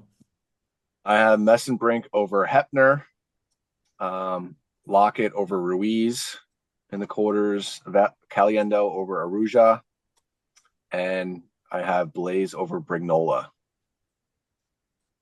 So almost chalk. Who's making the semis for you? Blaze versus Caliendo, rematch there, and then Lockett and Messenbrink up top.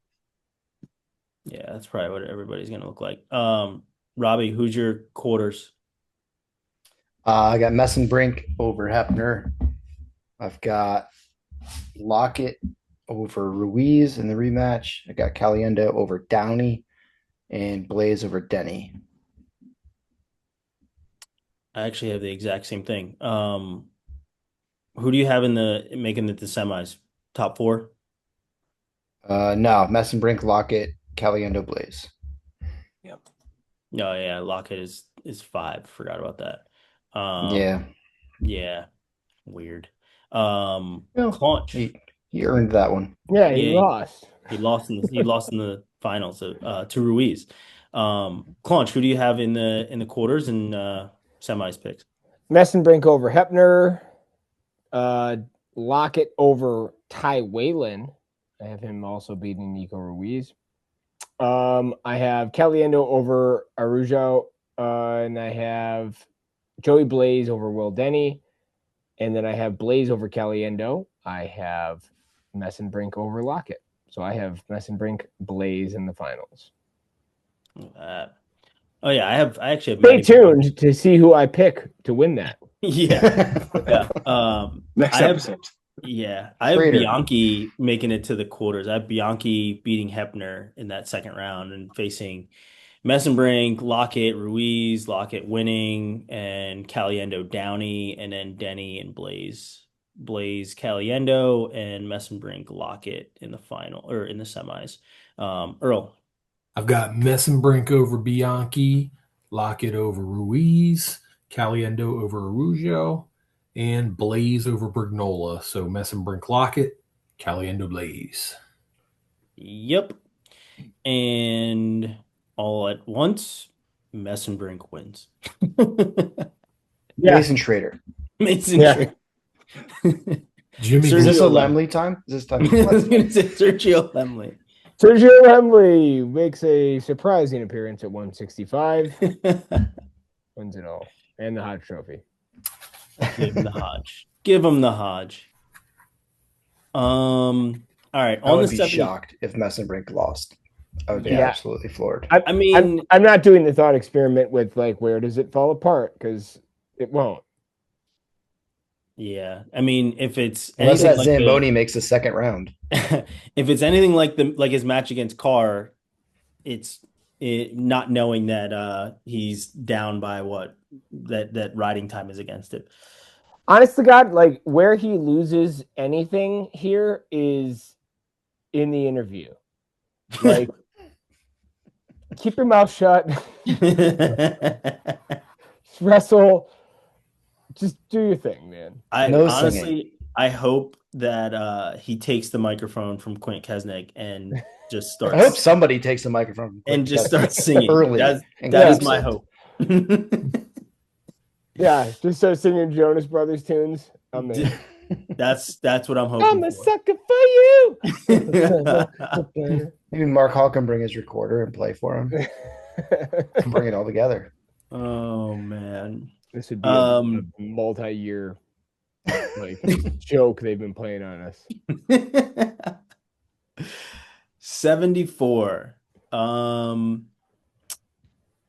Second round, Bo Mantanona and Alex Facundo, but only because I feel like Facundo keeps it close with just about everybody. Win or lose, Facundo keeps it close, and Facundo's from Michigan, and obviously Bo Mantanona wrestles Michigan, so that's the other tie for me is losing to the home school. So yeah, that's one of them, and then Maddie Singleton and MJ Gaitan is the other one for me that I'm looking forward to. Earl, your thoughts on early round here, first or second round for 74? Yeah, I don't know. The first round, there isn't a whole lot that jumps out at me. Maybe Miles Tackett's from Buffalo and Luca Augustine. They've met a couple times over the years, and I think Tackett's has gotten the best of them, but Augustine is like round of 12 guy last year, and he didn't look. He's a smart kid. Didn't really look great at ACCs, but I don't know. I can see him having like a good consolation run. Yeah. Robbie. Hold on, I just closed my bracket. All right. Early round, I actually have several early round matches I think are interesting. Mantanona, Garrett Thompson, because we know what Garrett Thompson could be, and he could wrestle well. Sergio Desciante and Alex Facundo. The match in the duel, Desciante was in on Facundo's legs like 43 times, and the one takedown Facundo got was on a weird go behind on the edge. Like you guys said, Facundo keeps everything close. I mean, Desciante genuinely, I feel like he can get in on anybody's legs in the country, and it's more of a mental issue for him as far as finishing goes. But he seemed to have a really good tournament last weekend, and I'm hopeful that he's figured some things out. Because if Virginia Tech is hoping to place as a team, they're going to need him. And then the other one that I thought was interesting, where'd it go?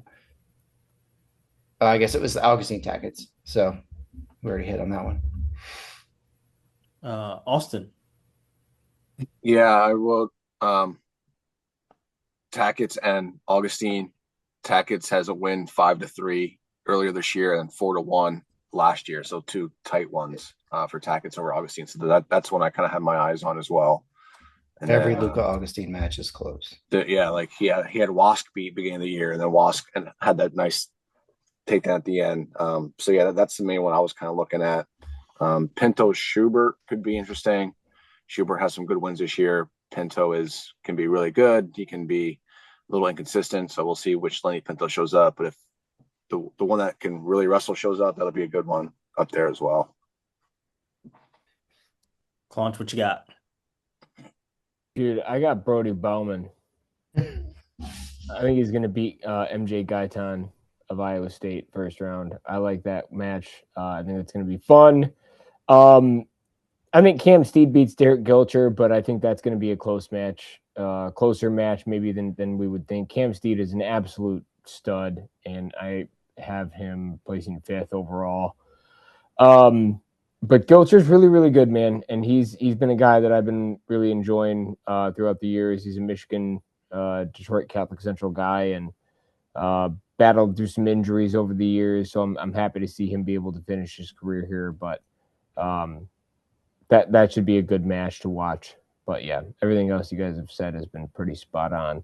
I would have liked Kale Valencia as well as a guy to throw out there if he wasn't wrestling Simon Ruiz first round.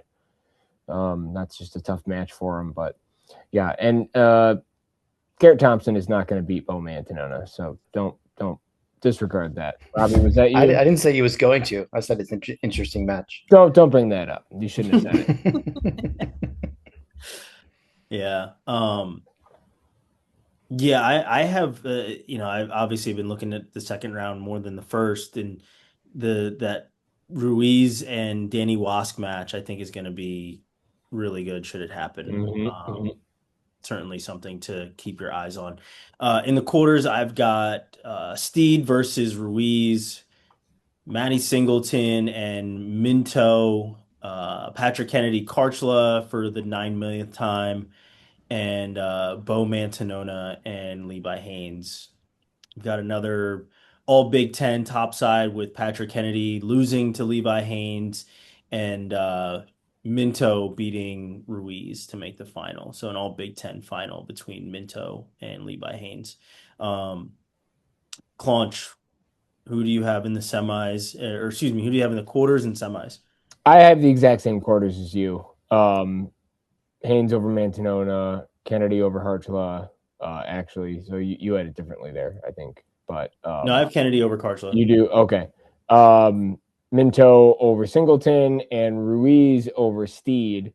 And then I have Ruiz over Minto and Haynes over Kennedy. So I have a Haynes and Ruiz finals. The Karchla Kennedy match has been pretty interesting, like over this year. I'm sure Earl can give way more context to it than we can, but like they've wrestled so many times. It's like so close, and then Kennedy kind of blew up in the last one, I think. Earl, your thoughts on your quarterfinals, and are you looking the same at this Kennedy Karchla match as we are? Yeah, I mean, I'm picking Kennedy over Karchla. I'm also picking Karchla over Kennedy for 5th place. So I think they're going to split matches here. It's going to be super close again. Somebody's like in on a leg, about to get a takedown as the buzzer sounds to win it.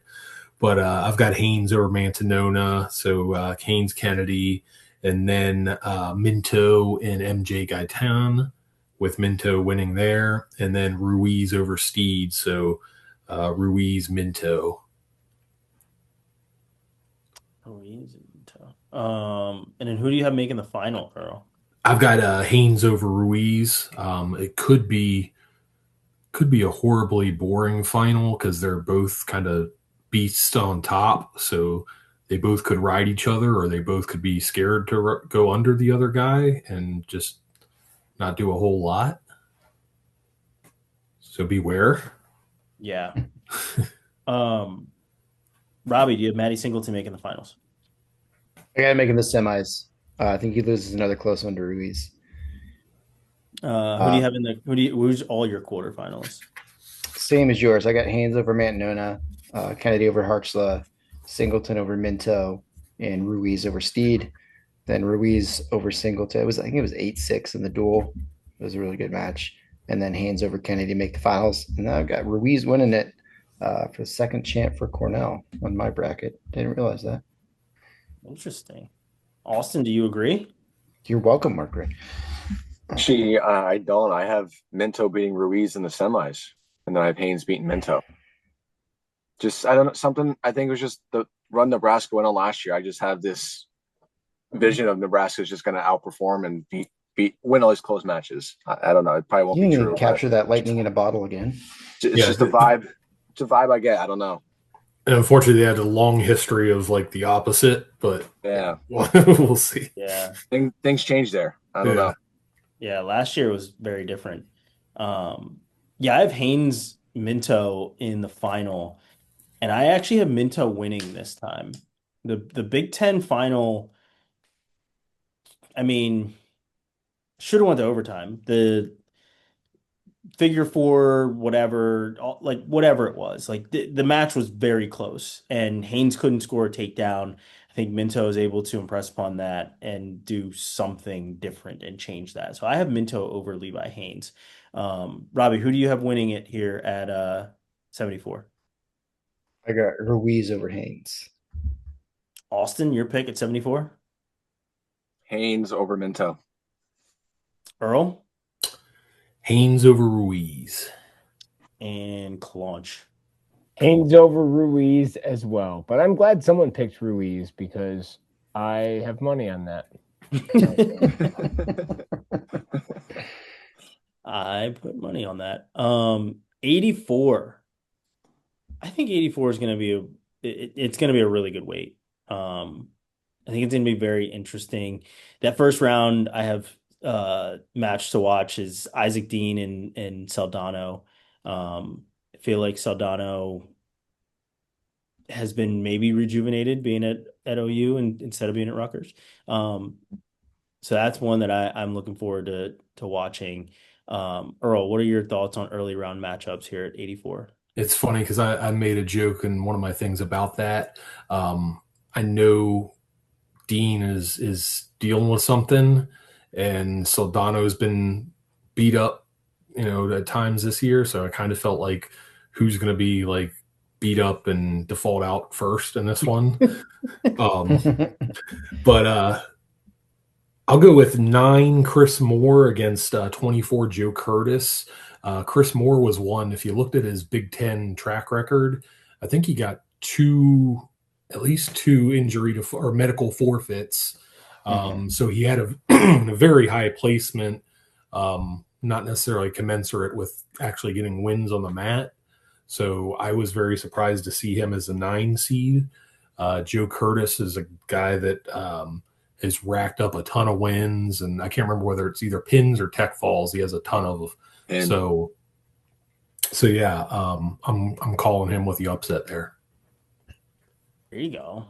And then just in general, shout out to Columbia. I think they had their most NCAA qualifiers ever, and Donnie Pritzlaff doing good stuff.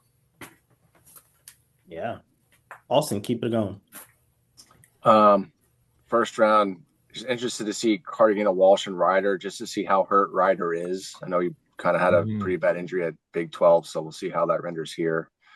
Same with Dean Saldano. That's kind of a, who's healthier, who's going to last that one, kind of to Earl's point. But that whole bottom quad in the top half there with Mantanona, Fishback, Dean Saldano, Conway, I think that's just another, you wrestle out a bunch of times, it comes out different results. So that's kind of what I'm keeping my eye on there, because there's going to be some great second round matchups in there. And then obviously the quarters from there will be really interesting. Yeah. Claunch? I'm going to go with Caleb Campos and Cesar Garza first round. Garza was a guy that in his first several years at Michigan State, I was a big fan of.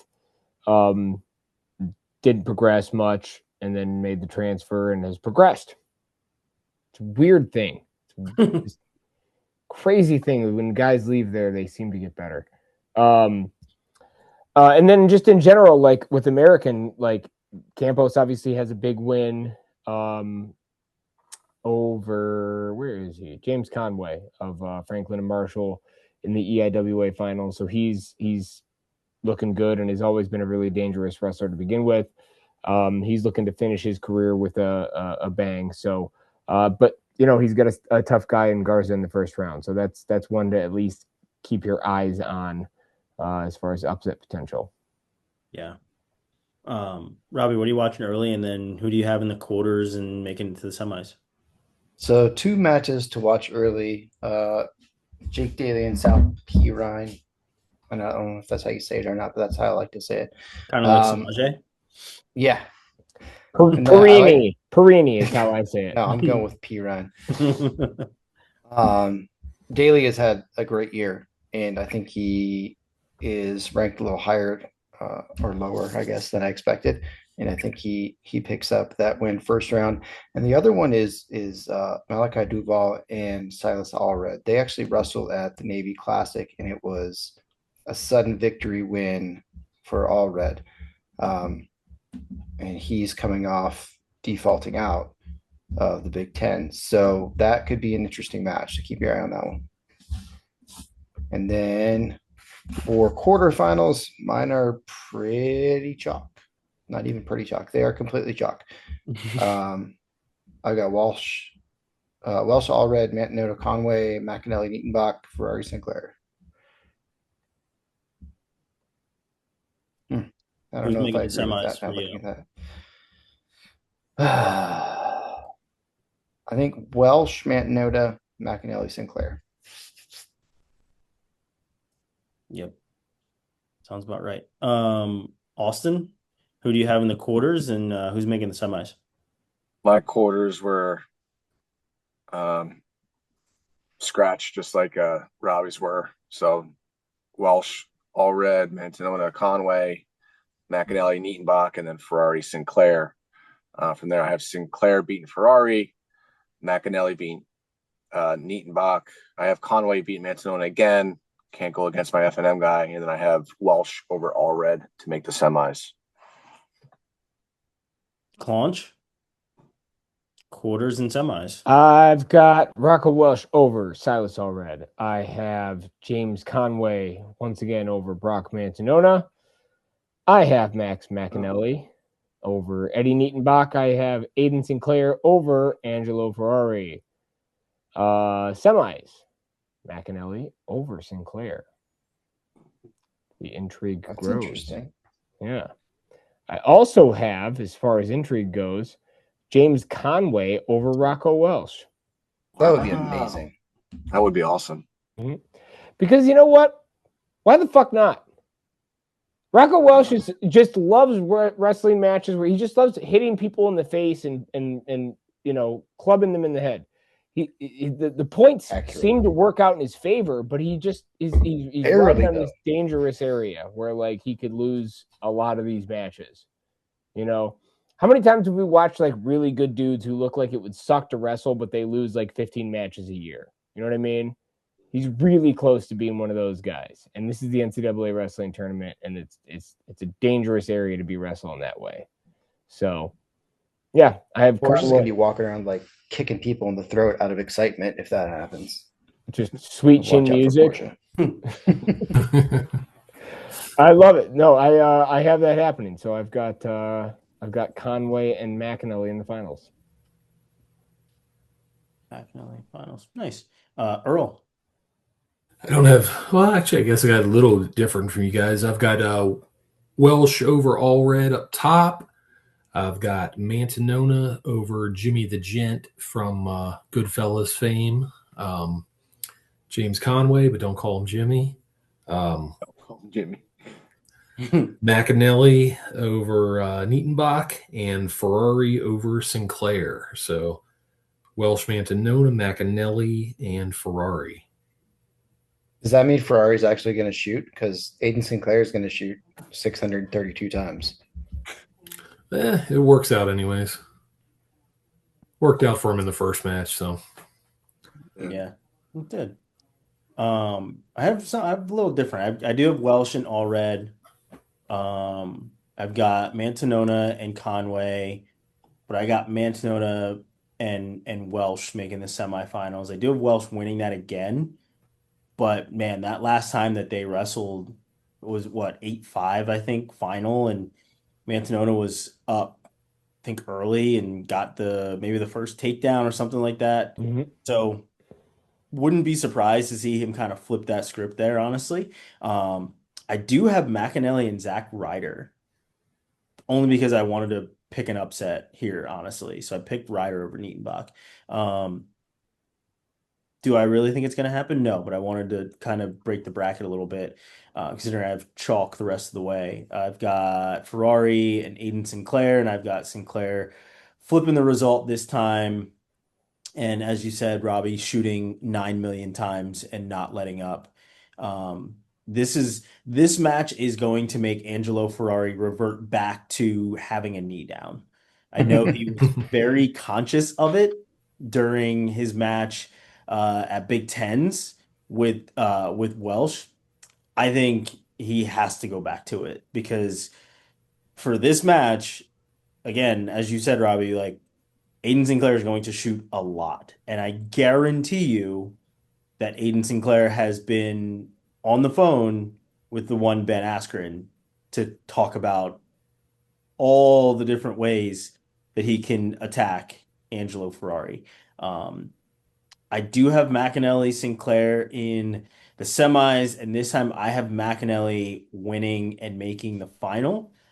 My finals matchup is Rocco Welsh losing to Max McAnally. McAnally had a takedown last time. I don't think it goes to overtime this time. I think McAnally shoots a lot more. He knows where he can get to this time. And he also knows that Rocco Welsh isn't going to shoot as much unless he's down. Like we saw Rocco Welsh against Fishback. Fishback was up, and then it was nothing but pressure from Welsh, firing off shots and needing to get a takedown and everything else. I think that's the match that Rocco Welsh ends up in here, but I think McAnally has enough to withstand that storm. He can, I feel like he can take him down and he can ride him a little bit and kind of weather that storm as well. So I have Max McAnally as my champion here at 184 pounds. Earl, your thoughts? Yeah, I've got the same finals matchup, same finals result. I also saw Carter Starachi put out his NCAA finals predictions, and he picked McAnally as well. So I'm going to go with that. Yeah, that was really interesting to see who he picked and who he didn't pick. Yeah, Carter Starachi being the person we're talking about, like not picking some of his teammates, and who knows, maybe it was some engagement bait, maybe it was a little peek behind the curtain of not getting along with certain guys in that room, but it was really interesting to see him not Carter pick, never. right? I mean, him not picking Rocco Welsh isn't as surprising as not picking, what was it, Haynes? Haynes, yeah. So, like, that one was more surprising than anything. Not picking Rocco Welsh, I get it. He's beaten him. He'll probably always see him as a guy from Ohio State. But not picking Levi Haynes was very interesting. And that was one where you're like, that's a bit of a head scratcher for me. Yeah, I felt like McAnally probably earned his respect from kind of giving him his toughest matches last year. So he kind of went with him. Plus, he also had a tweet saying, I'm a Zach Ryder guy, or something like that, right when the transfer stuff was going on. So yeah, that also might be something, like you said. Could be. Claunch, who do you have making the finals, and who's your champ here at 84? I'm not. Never mind. I'm gonna move past it. All right. Anyway, 184. Sorry. Here we go. Let me go back to it. Sorry. Rocco Welsh. I already talked about that. Yeah, I got McAnally and Conway in the finals. And I do have McAnally winning it. I think that he's awesome. I think that he's proven that he's as tough as anyone else there. And I think for me, the differentiator between a guy like McAnally wrestling some closer matches this year and Rocco Welsh wrestling closer matches this year is I feel like McAnally, I see attack more and looking to score more points and just being more consistent with a diversity of attacks versus Welsh, where I think that, like, as far as game planning for a person goes, like that's the differentiator in my mind. And I love the idea of Conway making a run. I think he has every bit of the potential to do that. So that is my pick. And Claunch, I don't know if it's related to the song or whatever, but Conway has a tattoo on his thigh of a rat in a cage. Does he really? Despite all his rage, though? I guess. I love that. Yeah, hell yeah. I kind of want to pick him. Yeah, I was going to say, Claunch just changed his pick. No. My pick stays the same, but, like, I am the only one who put him in the finals. I will do that. So, this is true. Until we know what Robbie's doing. Robbie, who are your picks to make the finals, and who's your champ? So I actually think the bottom half of this bracket is a lot more interesting than the top half. I think McAnally Sinclair could be a final pretty much any other year. Yeah. So that's kind of where I'm at. I think Sinclair takes out McAnally in a close match, and I think Welsh beats Conway. I think Sinclair gets it done. He's more offensive, and I think he's going to make the adjustments, kind of like I think it was Earl said, talking to Askren and getting some feedback there. I think he's able to make adjustments, and he gets it done. Austin, your picks? I got Welsh over Conway in the semis. I have Sinclair over McAnally, and I have Welsh winning it, and I don't like it because this is the most chalk weight that I have. Every single higher seed won, and I don't think it's going to happen. I just don't know where that bracket buster is going to come from. And yeah, Welsh has just been skating on thin ice. He's been in these tight ones. Calls are always going his way. How long can that continue? Will he change things? I don't know, but yeah, I don't know. We'll see. But you guys are making me want to pick Sinclair, but I'm not there yet. Is there an over/under on how many overtime matches Rocco Welsh has in this tournament? Because I would, All of them. Is All 6 of too them. many? Can At he have least two. 6? At well, least he had what, 3 at Big Tens? That's so Just many. ridiculous. That's too many. It's too many. Is it more than Eddie Ventresca? No. That's a good bet. That is a That good bet. would be a good one. Who has more overtime matches at NCAAs? Eddie Ventresca. I'm gonna put that poll in there. So at the end of this, there's a little poll feature on YouTube. So and there's one on I think Spotify. Claunch is used to a little poll feature. I am. Jesus. Yes. Uh, So is the wonderful man. Never. You said we could drink. That was on you. Dick That jokes. is my fault. That is Ba-doom. completely my fault. Also a funny joke. I think Aiden Sinclair looks like Buzz from Home Alone, but with red hair. Definitely He does. He certainly does. But yeah, who has more overtime matches, Eddie Ventresca or Rocco Welsh? Ventresca, because Ventresca wins more matches, is my bet. Well, I mean, just at NCAAs in general. No. I know. I agree. I'm saying so. Like, I feel like maybe Rocco has an overtime match, loses, and then drops to the backside where he wins more matches, but less in overtime. Okay. Let's move to 97. Early round matchups. You know what? I'm going right at it. Rademacher, Gabe Arnold. Let's see it. Let's see what happens. Gabe Arnold is. I want to know what he's weighing in at. That's what I want to know. So you guys are going to be there. Make sure you're next to the scale when Gabe Arnold is stepping on. I hope it says like 190 pounds. Oh, 183. That's the match that I'm like, how's he gonna fare in that one? The other one in the second round is Sonny Sasso and Bennett Berge. Yeah. Give me that one. All about that one. Austin, who are you watching early in this one? I like 17, 16, obviously Bechtold and John. Bechtold from Bucknell won the EIWA. John came in as a high seed at the Big Tens, didn't really place to his seed. So I think Bechtold, just maybe a little EIWA bias, might be the favorite there, but I think that's going to be a good matchup to watch. I like that one. And I don't really have my eyes on any other first round ones except Arnold Rademacher, which you caught. So yeah, that's the one I like there up top. I honestly, I don't think it's going to be a good match between Rademacher and Arnold. I think he's too big, but like, I'm interested in seeing it. Yeah. It's just intriguing. It's just very intriguing. Robbie, your thoughts on first, second round here at 97? Yeah, that's the one that stands out. I mean, but Arnold has shown he can stand in there with anybody. I mean, Rademacher's a big guy, so it's going to be a test for sure. But I think Arnold could certainly give him a match. There's not a lot of great first round matchups here. Second round, I think there's some fun ones. I think Posada Parker could be a very high scoring match. I think Posada's going to come in very angry after his loss last week, and he's going to come in with something to prove. So I've got him making a little bit of a run. And then Berge Sasso is going to be really good. And I have Merrill Stout, I think, will be an interesting match as well. Yep. Yeah. Agreed. Claunch, what are you watching early round? I'm watching Zane Lehman versus Gabe Solers, Ohio versus Indiana, as I assume most people will.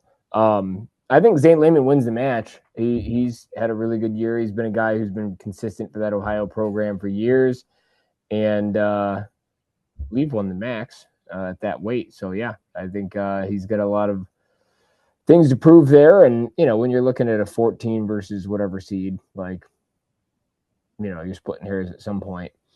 But I think Zane is definitely one of those guys who's ready to show up and have an impressive first round match. Yeah. Earl? Yeah, so Robbie mentioned Posada. He probably rolls in the first round, but I thought it was at least an interesting match with him and Brock Sorosky going into the MAC tournament. I think he was probably the favorite, and he was kind of on a roll and probably headed towards like a top 15-ish seed had he won it. So I think he kind of is a little deceiving as a 24 seed. That being said, I do like Posada in that match. And Earl, keep it going. Who do you have in the quarters and then making it to the semis? Yeah, so I've got Barr over Posada up top, and I've got Novak over Sasso. Flipping a result from earlier in the year, but I've got McDaniel over Little, and then Elam over Merrill. So it's Barr, Novak, McDaniel, and Elam. Austin. Mostly the same as Earl. Barr over Posada, Novak over Sasso. I have Little over Rademacher, and then Elam over Merrill. So I have 1 versus 5 up top and 3 versus 2 on bottom. Nice. Robbie, who's in your quarters and semis? I have Barr, Posada, Novak, Sasso, Little, Rademacher, Stout, and Elam. So no big, other than Stout, no really big upsets. I do have some movement here. I've got Novak over Sasso and Barr over Posada, so Barr Novak, and Rademacher over Little to face Elam. And my final is a rematch of the Big 12 finals. Novak and Elam. Novak, Elam. It's tough. Wow. Claunch. They're actually going to call an escape this time, maybe. We'll see. I love Joey Novak so much. Good dude. Big fan. Good for you for picking him to beat Josh Barr. I don't have that. I appreciate the balls to do it. I don't have that pick. I have Josh Barr versus D'Anthony Parker. Barr wins that. I have Novak Sasso. Novak wins that. I have Rademacher Little, and Rademacher wins that. And I have Merrill Elam, and Merrill wins that. That match went to overtime. Might have gone to rideouts, actually. The last time those two guys wrestled that I can recall.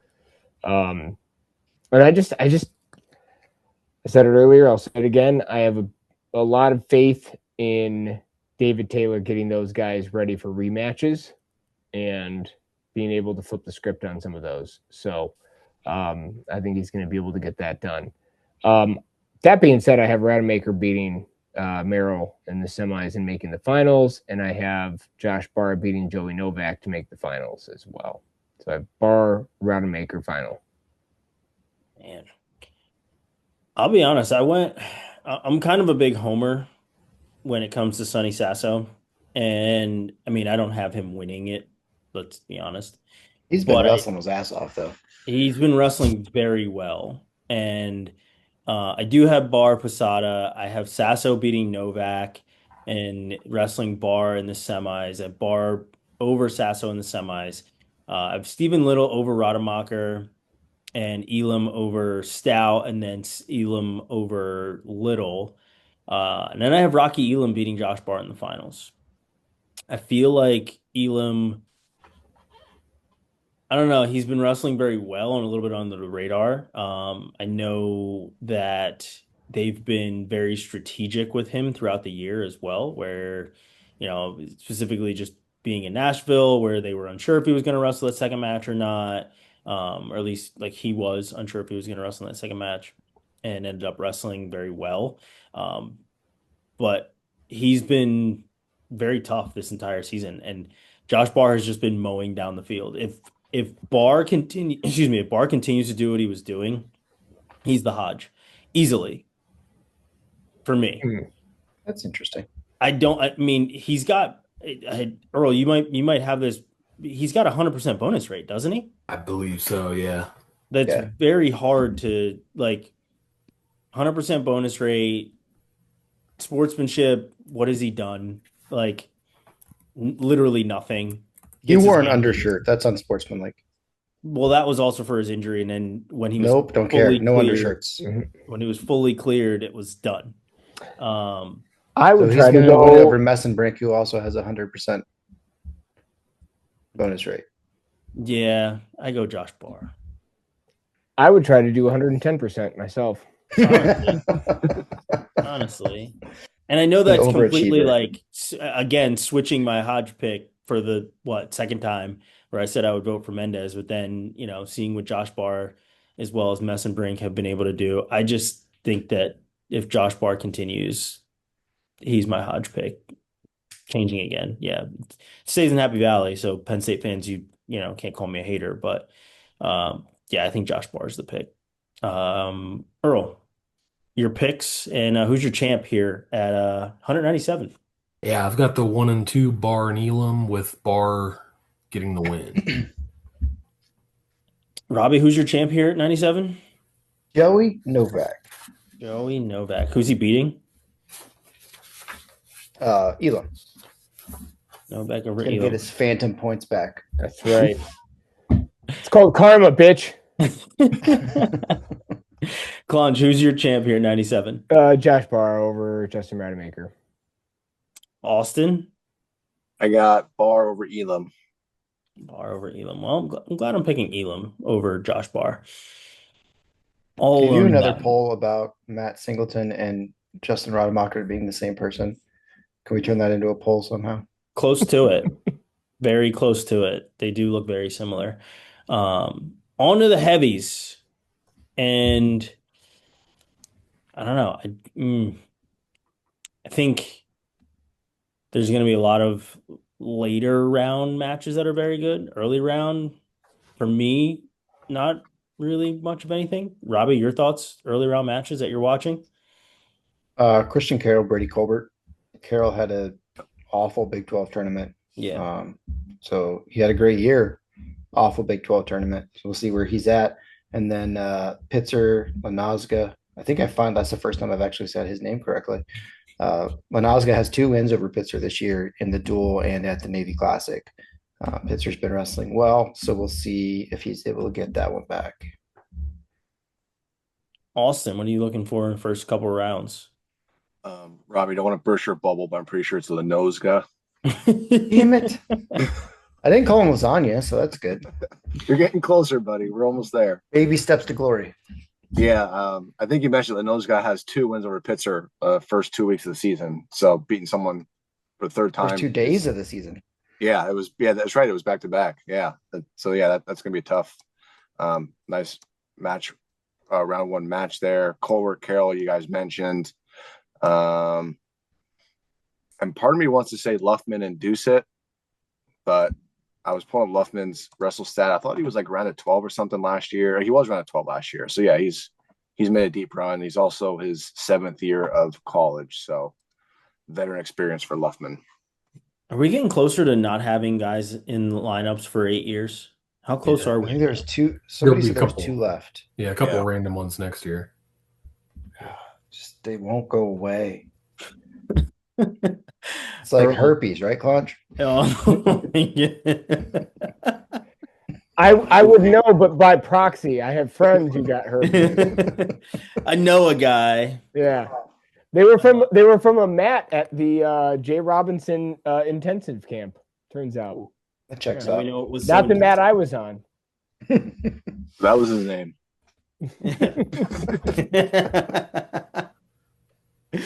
Oh man, Earl's never coming back. I was going to say enough about Tommy. Oh man, Earl, early round matchups you're looking forward to. You guys mentioned a couple. I'll just throw out there Devin Dawson, MAC champion, 11 seed from NIU, and Trevor Tinker, Pac-12 champion. Dawson's on like a 15-match winning streak. I don't think he's lost since like Midlands or something. And Launch wants to say something so badly. Oh, just the body type difference is fucking Oh, yeah. astounding in this match. yeah, I've stood next to Tinker. He's like 6'6", 6'7". Like He's just a massive dude, and he didn't really wrestle at all this year. Coming into the year, I thought he was a guy that maybe could sneak into the round of 12 podium, something like that. So if he's actually healthy, that could be an interesting matchup. Claunch, what are you watching early? I mean, you guys have already shouted out most of the matches, so I'm going to shout out David Zuba for having some kids and getting them on the podium and doing that sort of thing. Wrestling full-time like this and having kids, like those are full-time jobs, and doing both of those things, like good for that guy. So and Zuba's kind of wrestling pretty well right now, so absolutely shouting him out for that. Because speaking of heavyweights with kids, former Bucknell heavyweight Dorian Crosby won D2 title for Gannon.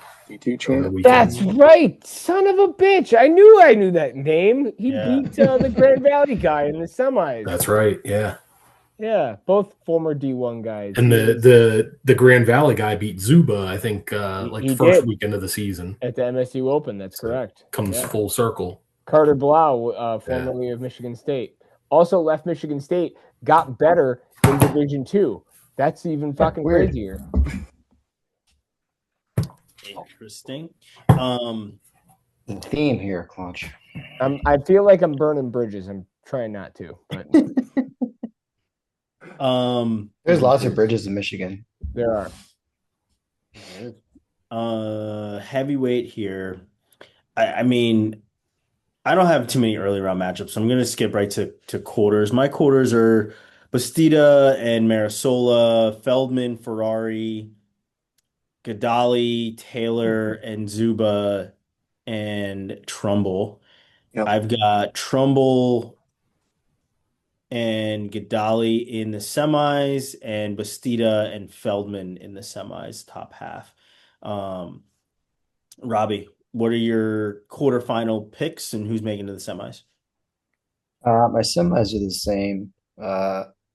I've got Bastida over Keeter, Feldman over Ferrari, Gadiali over Taylor, and Trumbull over Doucette. And Trumbull over Gadali in the semis, and Bastida over Feldman. Yep. And then I'm driving the Trumbull train all the way in. With you, Robbie. Yeah, Austin, who do you have in the quarters and then making the semis? Quarters, I have Bastida over Mirasola. I have Ferrari over Feldman. Tay over Taylor. And I have Trumbull over Zuba.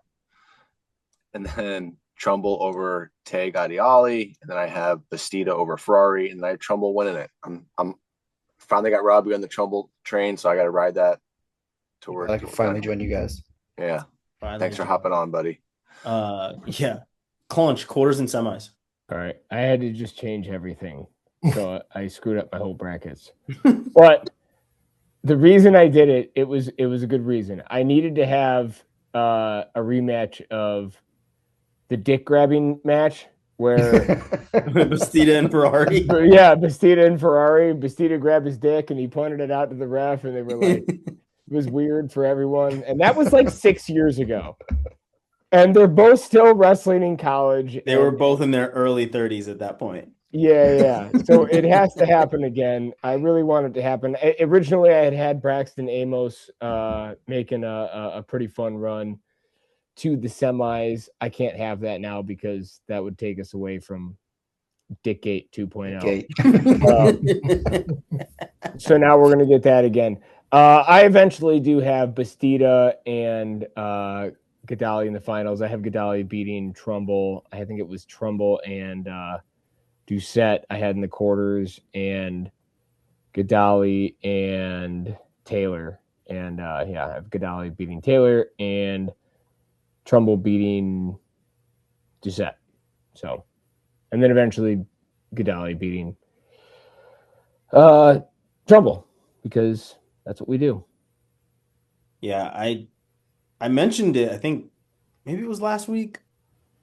Our first show of the year, we did some, call your shot type things, and I said Gadali would beat Ferrari to make the finals. He obviously will not even be on the same side of the bracket as him. And I don't have either one of them making the finals. I do have Trumbull beating Bastida, but at least I did get that Gadali would beat Ferrari at some point this year. He beat him in the Big Ten finals. But I would love, honestly, to see a final between Gadali and Trumbull, but they're not. They're on the same side of the bracket. But I do have Trumbull winning and beating Bastida. Bastida has been very good this year, but I feel like Trumbull is ready to shut that down. Earl, who do you have in the final, and who's your champ at 285? Yeah, I've actually been pulled over to the dark side by Robbie as well. I will go with Trumbull over Bastida. Trumbull over Bastida. Yeah. So, man, we made it all the way through the bracket, all of our picks. Now we're gonna go all the way back. We're gonna say all our top 8. No, I'm just kidding. But I do want to know. Obviously, I think we all have Penn State winning, but who do we have like top 5 teams? So for me, I've got Ohio State, Oklahoma State, Nebraska, and NC State are the rest of the top 5. For me, Earl, who's your top 5 teams at NCAAs? Yeah, so this bracketing software that you guys have, I know it's not yours, but it's freaking awesome. I really wanted to just do my handwritten brackets, which I've already done, but I did this really fast and it tabulated all the team scores for me. So I have Penn State 1, Oklahoma State 2, Ohio State 3, Nebraska 4, and Iowa State 5. Nice. Yeah, Iowa State and NC State, I have them at 5 and 6. There's 1 point that separates them. Actually, Nebraska has 69, NC State has 68, Nice. and Iowa State has 67, and that is my 4, 5, 6. So like 1 point literally between all of them. Claunch, top 5 teams. Well, first I want to announce that Sergio Lemley won the Hodge. But as far as the top 5 teams, Breaking news here. Yeah. He's undefeated. Undefeated Or actually, I don't know. year. Maybe he is. I don't. As far as don't look that up. It's fine. Penn State, Oklahoma State, Michigan. Weird how they showed up there. Nebraska and Iowa are my top 5 teams based on the same sort of setup here with Ohio State, Virginia Tech, Cornell, Minnesota, and Iowa State rounding out the top 10. But yeah, I turns out I had picked 9 All-Americans for Oklahoma State, which I thought was interesting. So there you go. Wow. 8 for Penn State. Yeah, Austin, top 5. Don't have mine pulled up, but I think I remember seeing. I think Penn State was number 1 for me. Whoa. I'm pretty sure I had Nebraska and Ohio State right behind them, and Oklahoma State was 4. Yeah, I don't have them in front of me, but I remember it was odd to see. I remember seeing Nebraska number 2 again, and Ohio State was 3. So I don't have it pulled up here.